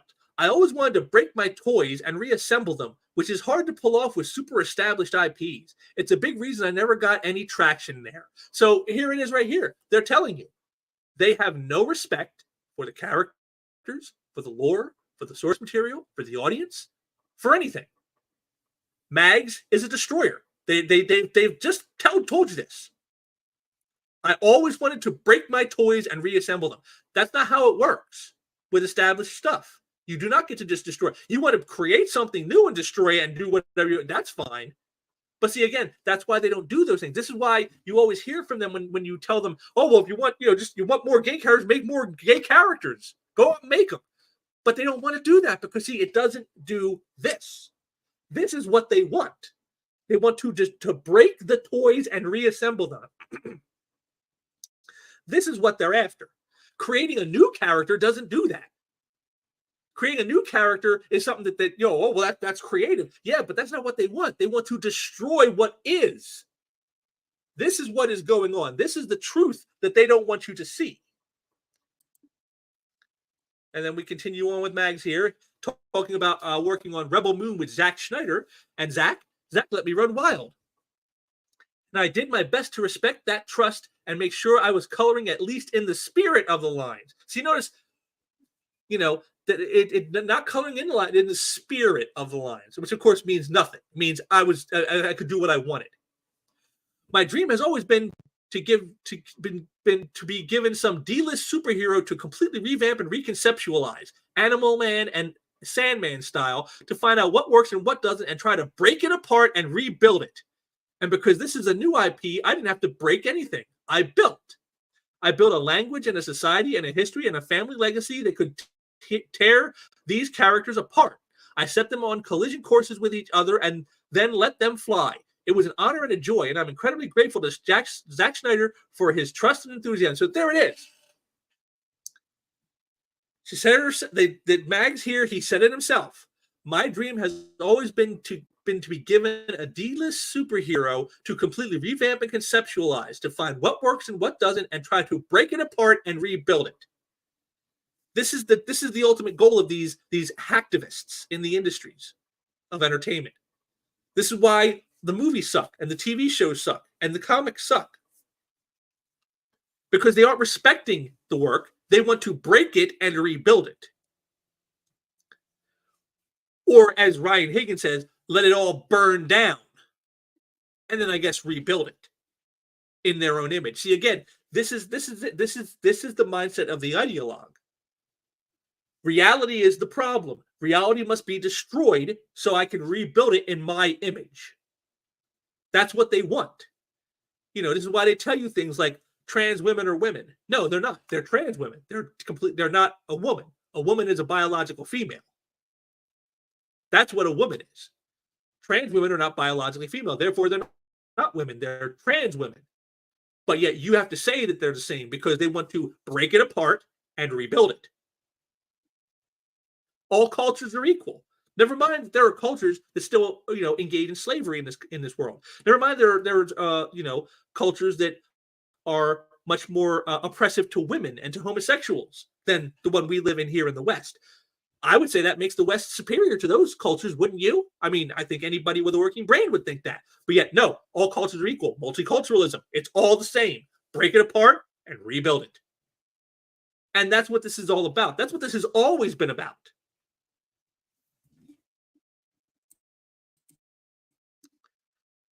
But it always ends up in the same place every time. My family is going through financial hardship owing to the writer's strike. Any help at all is appreciated so we can get groceries and pay our rent during this lean time. E-begging. So all your breaking of things and all your desire to destroy what came before and remake it in your image, and yet you still can't make a living. Color me shocked. This is the ultimate destination for what they do. And now they're dragging the retailers with them. The retailers are going to end up in this same position because of the shitty work that they produce. And here's more from Gail. Now this, again, I said she's playing the chameleon role. Here is from a Facebook post where somebody asked, what are your biggest pet peeves in the industry? And I want you to read these because, again, think on what I've talked about on this channel for the last 4 years. And think about what you've heard from many others, probably even before that. 1, not making sure veteran pros have work if they want it. This from a woman who is part of the Whisper Network, who has worked to get people blacklisted from the industry. People like Ethan Van Sciver and John Malin and your boy Zach, Richard C. Meyer and Chuck Dixon and Graham Nolan and Aaron Lopresti and so many others, too many others to have to name. They've spent years trying to get these people removed from the industry. And now she says a pet peeve is not making sure veteran pros have work if they want it. Number 2, not respecting stories that came before. Again, this is the woman who we just saw said that the militaristic version was better when her buddy Kelly Sue DeMoronic came in to talk. And then what happened is, but she said, I like the original version too. So respecting the stories that came before, where she has written stories that have destroyed the past lore of characters. Her whole foot in the door to comics was to basically call every male comic book writer a sexist because they wrote stories where women of paper and ink had bad things happen to them to motivate the male hero characters. Think about that for just a minute. Because she did not like a writing trope, she called every male writer a sexist, basically. How is that respecting the stories that came before? It isn't, of course. And then we got 3, not allowing the artist room to contribute. Well, I'm sorry, did they work on the books? Did they help create the characters and the stories? Yes, then it seems like they contributed. So I don't know how they're not allowing artists to contribute. Don't know what she's, unless by contribute she means like letting them just alter things irrevocably on well-established IPs. And if that's what she means, well, yeah, they shouldn't do that. 4, price point. 5, lack of distribution options. Again, something our retailer friends have talked about many, many times. You see, so I love this list as, how many people that Gail herself has attacked, have said these very same points for literally years, for like a decade. And she attacked them for it. And now here she is saying the very same things. But then don't forget that this is the woman who said this just 11 years ago. The tent poles that hold up the industry are white, cis, straight, able-bodied, and male. It's okay to chip away at that. Again, forgetting the fact of the last thing you want to do with a tent pole is chip away at it, because that never ends well for the people under the tent. This was said by the woman who now says that we need to respect veteran creators and give them work if they want it, and to respect the stories that have come before. But it's okay to chip away at the tent poles of the industry, which are those creators and those stories. Do you see what I'm saying here? Do you see what I'm getting at? This is what they do. The gaslighting. And of course, I'm sorry I had to subject you to this horrible, horrible, evil picture. I'm sorry. But again, sorry we actually took over comics, everyone. I'm not actually sorry. And again, take note of the date, just a few years ago. And where are we now? Are you sorry yet? Are you sorry yet? Yeah, she's sorry now, but not because of what she's done, but because it's failed, and now she may lose her job. She may be the one being put out. She may be the one who has to be held to account for what was done. Her and her buddy here, and a lot of others too. There's not just the two of them. They're symptomatic of it all, absolutely, and they've done plenty of damage, these two. But they are hardly the end all be all of this. There is many others who share in this with them. But this was their mentality just a few years ago, and now it's, oh, we got to respect veteran creators, and we got to help the shops, and we got to respect the stories that came before. Sorry, I had to go over comics, everyone. Not actually sorry. Here's the classic Alana Smith take. Make no mistake, even if Trump loses, we will remember who supported him. Why would you have to remember who supported him if he lost? I mean, of course, he didn't, back in 2016, he didn't lose, but even if he did, why would you have to remember who supported him anyway? What's it matter? It's just an election, right? You vote, the one wins, another loses, then you say, well, better luck in 4 years if you lose. That's it, right? But no, because that's not how these people operate. And Gail herself also said something very similar to this around the same time. After Trump had won, she had said that, we're going to have to remember who these people are who chose this obnoxious lump over their country. Why? For what? What do you need to remember them for? Why? You see, this is what I'm talking about. And here's Tom Brevoort. The classic here. It's kind of baffling that you view having a small audience as desirable. I don't view that as desirable. But bigots can keep their money. Marvel has always been about inclusion and against intolerance. Mm-hmm. Except, of course, when the intolerance is against somebody Tom doesn't like, and then that's perfectly legitimate intolerance. That's fine. And bigots can keep their money. And, well, we see where that has gotten us.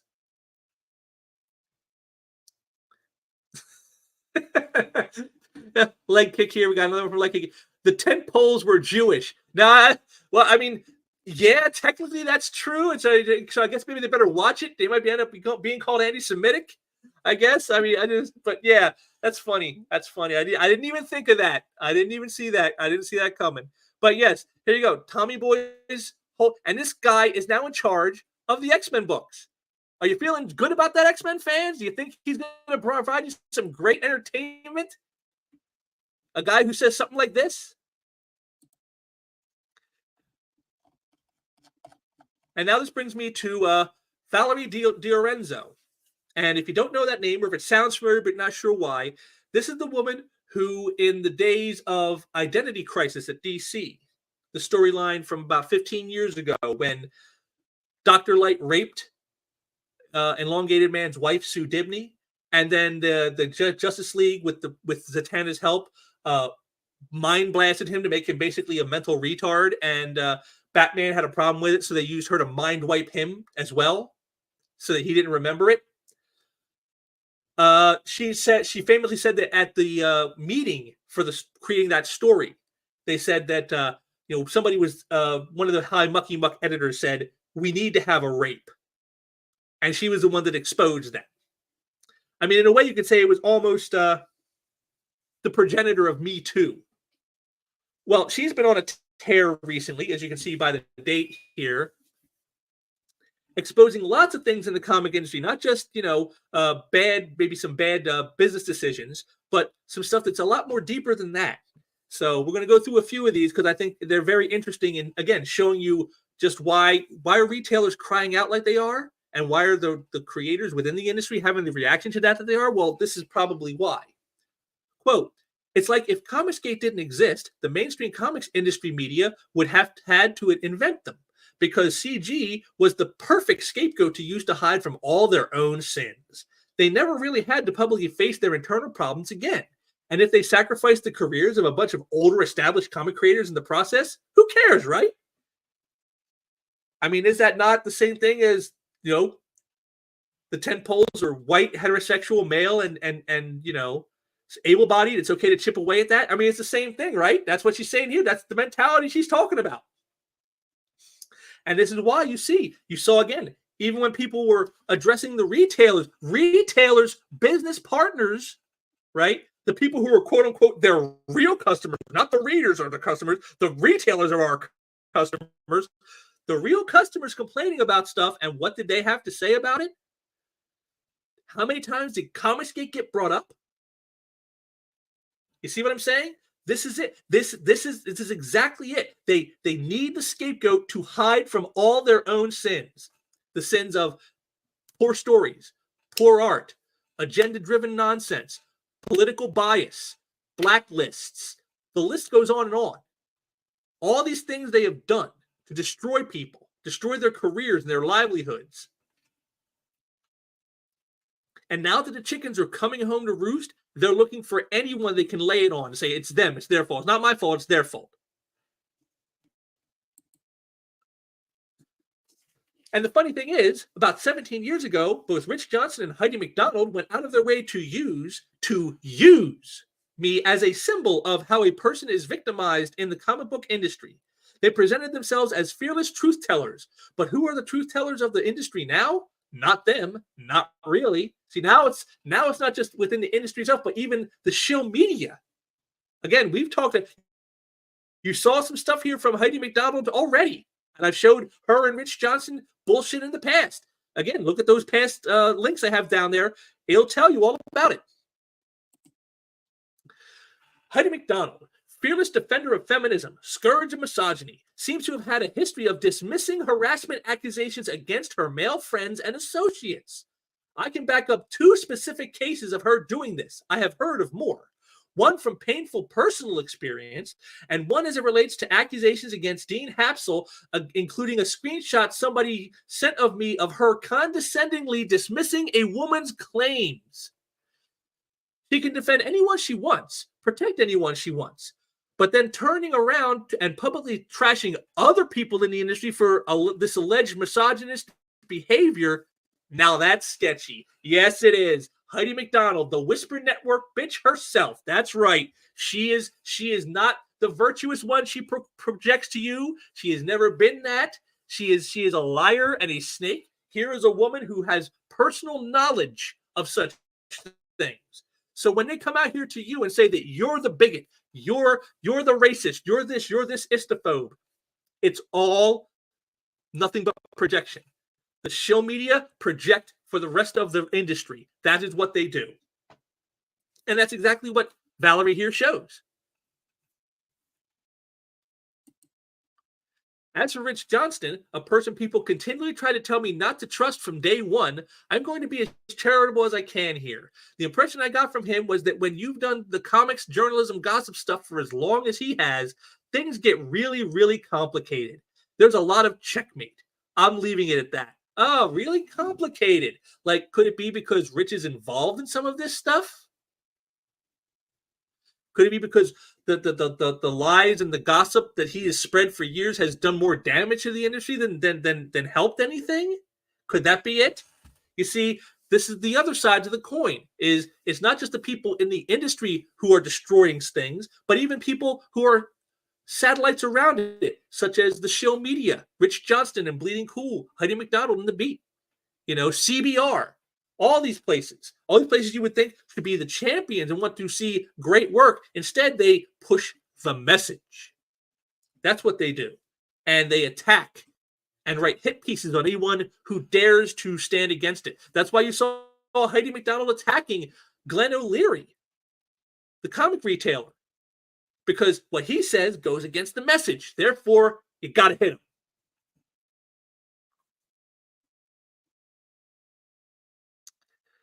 And that brings us to this classic meme here that I have, and I think it pretty much typifies where we are. I think this pretty much puts in picture form exactly what we are seeing. Only thing is, you can change manga or comics to change it to retailers aren't good at their jobs. Comic fans are bigots. Just you can put anything in that third panel, and it's all the same because the end result will be the same. No accountability for themselves. No accountability for what they have done.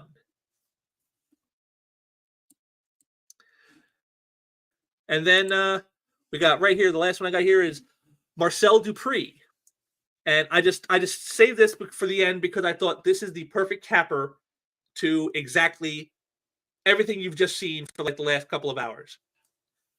Comic pros hate accountability. Readers complain about the books. Pros, suck it up, incel. You're not the customer. Retailers are. Readers, okay, stop buying. Retailer, these books aren't moving. Readers don't like them. They suck. Pro, no, you just don't know how to do your job. And there you are. That's what you're seeing right there. Here it is. Perfectly surmised right here. This is what they do. This is why the industry is in the state it is in. You could sit there and say, "Oh, well, it's print media is down across the board, and it's the internet, and it's more entertainment options."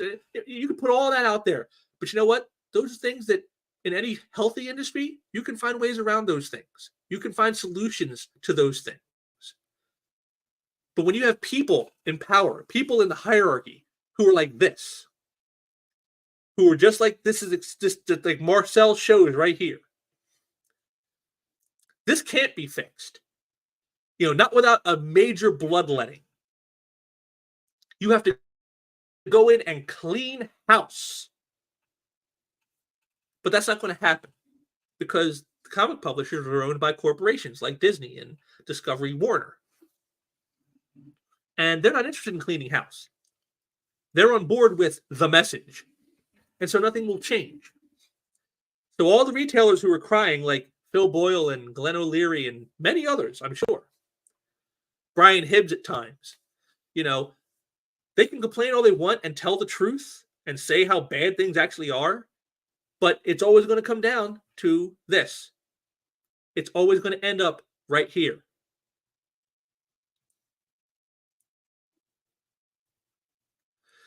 We got something here from Leg Kick. How about a pro posting buy modern comics because the dead creators don't need the money? Some nerve. Yeah, that's pretty much how it is. Yeah. They'll tell you out one side of their mouth, oh, you need to respect those who have come before you and respect the veteran creators. And then out the other side, yeah, that's exactly what they do. But again, it's right here. This right here, Leg Kick, this is it right here. Comic pros hate accountability. 4 words. 4 words. And it answers everything. They hate accountability for themselves, that is.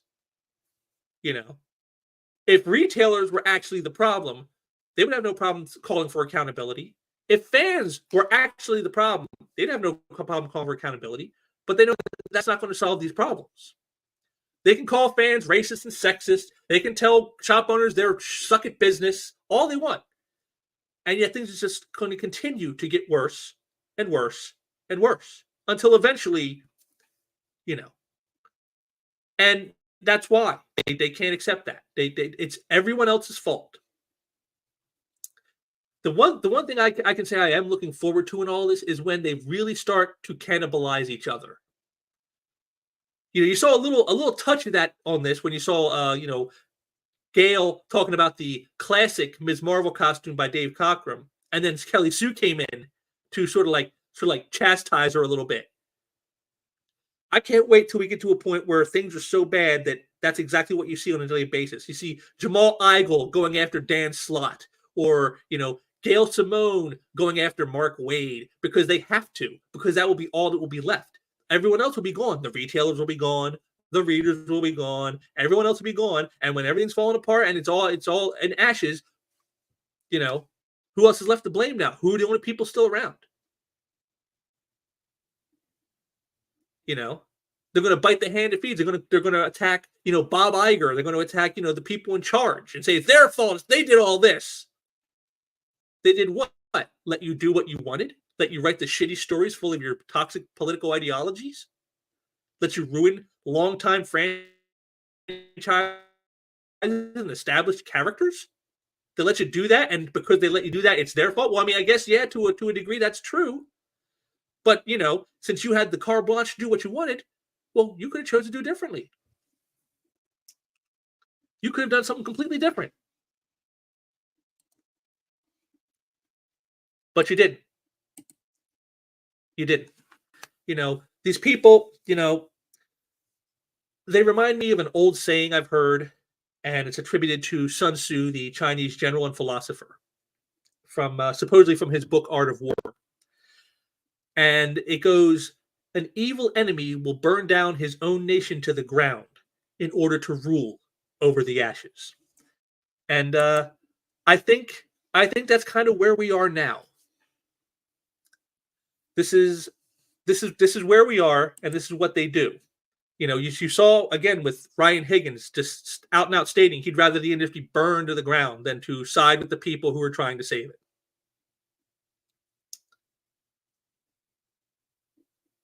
So,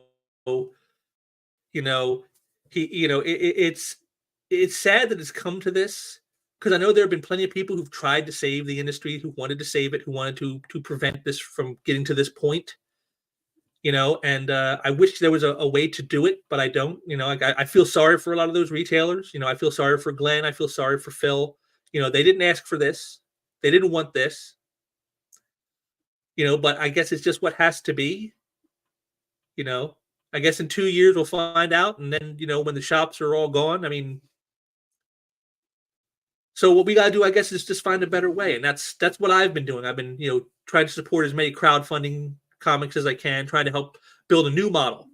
And I like Eric July's way of doing it best. He gets the books sort of all set up and ready to be printed, and then he puts out the pre-orders, and then he gets them printed up and gets them out quickly. That I think is the future.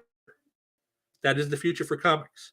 You're going to have to do it all yourself that way. There's going to be no more like Diamond or Penguin House and Penguin Random House or anything like that. There's not going to be, publishers like Marvel and DC anymore. It's not going to be like that.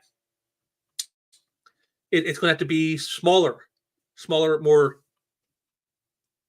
bits and pieces.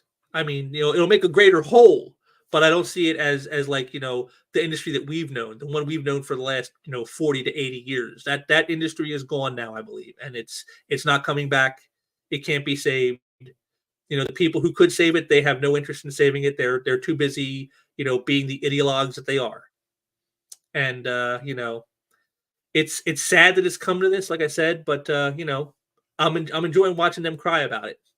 I'm enjoying watching the cancel pigs, sort of have breakdowns and meltdowns about it, because they can't handle the fact that, they are the ones more responsible than anyone else for why we are where we are. And, it's just what they deserve.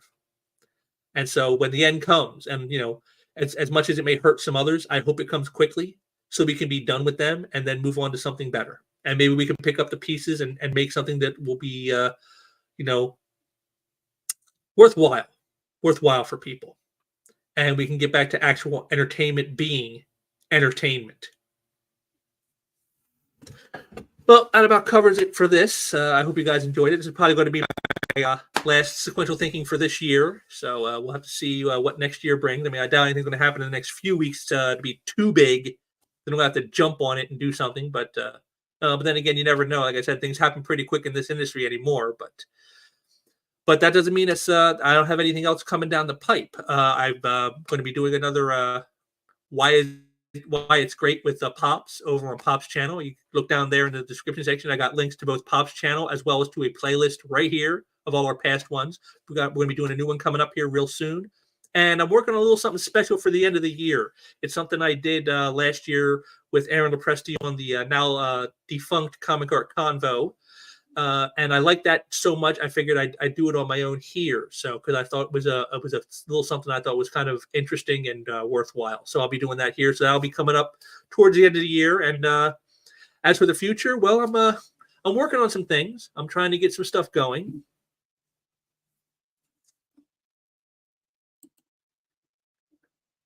And we got, it was good. Thanks for reading my statements and questions. Yeah, no problem, like I said. Now that I've got a new setup with, the headphones and microphone, multiple screens, I can do more stuff now.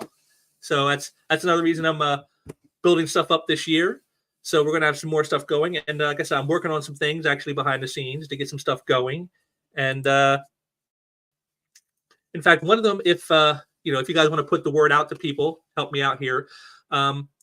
If you're into comic art and you have a not inconsequential collection and you'd like to show it off publicly and talk about it, get in contact with me, guys, because I have a little something I'm trying to work out to do, and I'd like to get that going. And so if you're interested in that, hit me up and let's talk, because I think it'll be something kind of fun. And like I said, as for me, the future, unlike for the industry, the future is wide open. So we got, like I said, I got stuff planned. Stuff will be coming up very shortly, and then more in the fire that I'm working on. So, like I said, with the new setup and new tech, hopefully I'll be able to do a lot more things than I was able to do before. So, but I will still try to do these streams when stuff comes up, when there's an issue I think needs to be talked about, something big, something profound, and just we'll see where it goes from here. So I thank you all for joining me tonight, and I hope I gave you some laughs, gave you some info, gave you a little bit of things to think about. And if you guys got anything you want to say to me, got any ideas or questions, comments, throw them down there in the description section down there. Throw them down there in the comments and let me hear what you got to say, because I'm always interested in what you guys want to see, because unlike the actual comic book industry, I care about the entertainment value I'm providing, and so I want to provide you something that you actually want. So if you have some ideas, you have some criticisms, or just something I'm doing really good, you want me to keep doing it, let me know. Drop me a note down there in the comments. And also be sure to subscribe to the channel and subscribe to Pops so you don't miss our stuff together. And, let's onward and upward, folks. I hope you all have a good holiday. I hope Christmas is good for you. And I will see you shortly, probably before the end of the year, with something else. And until that time, take care.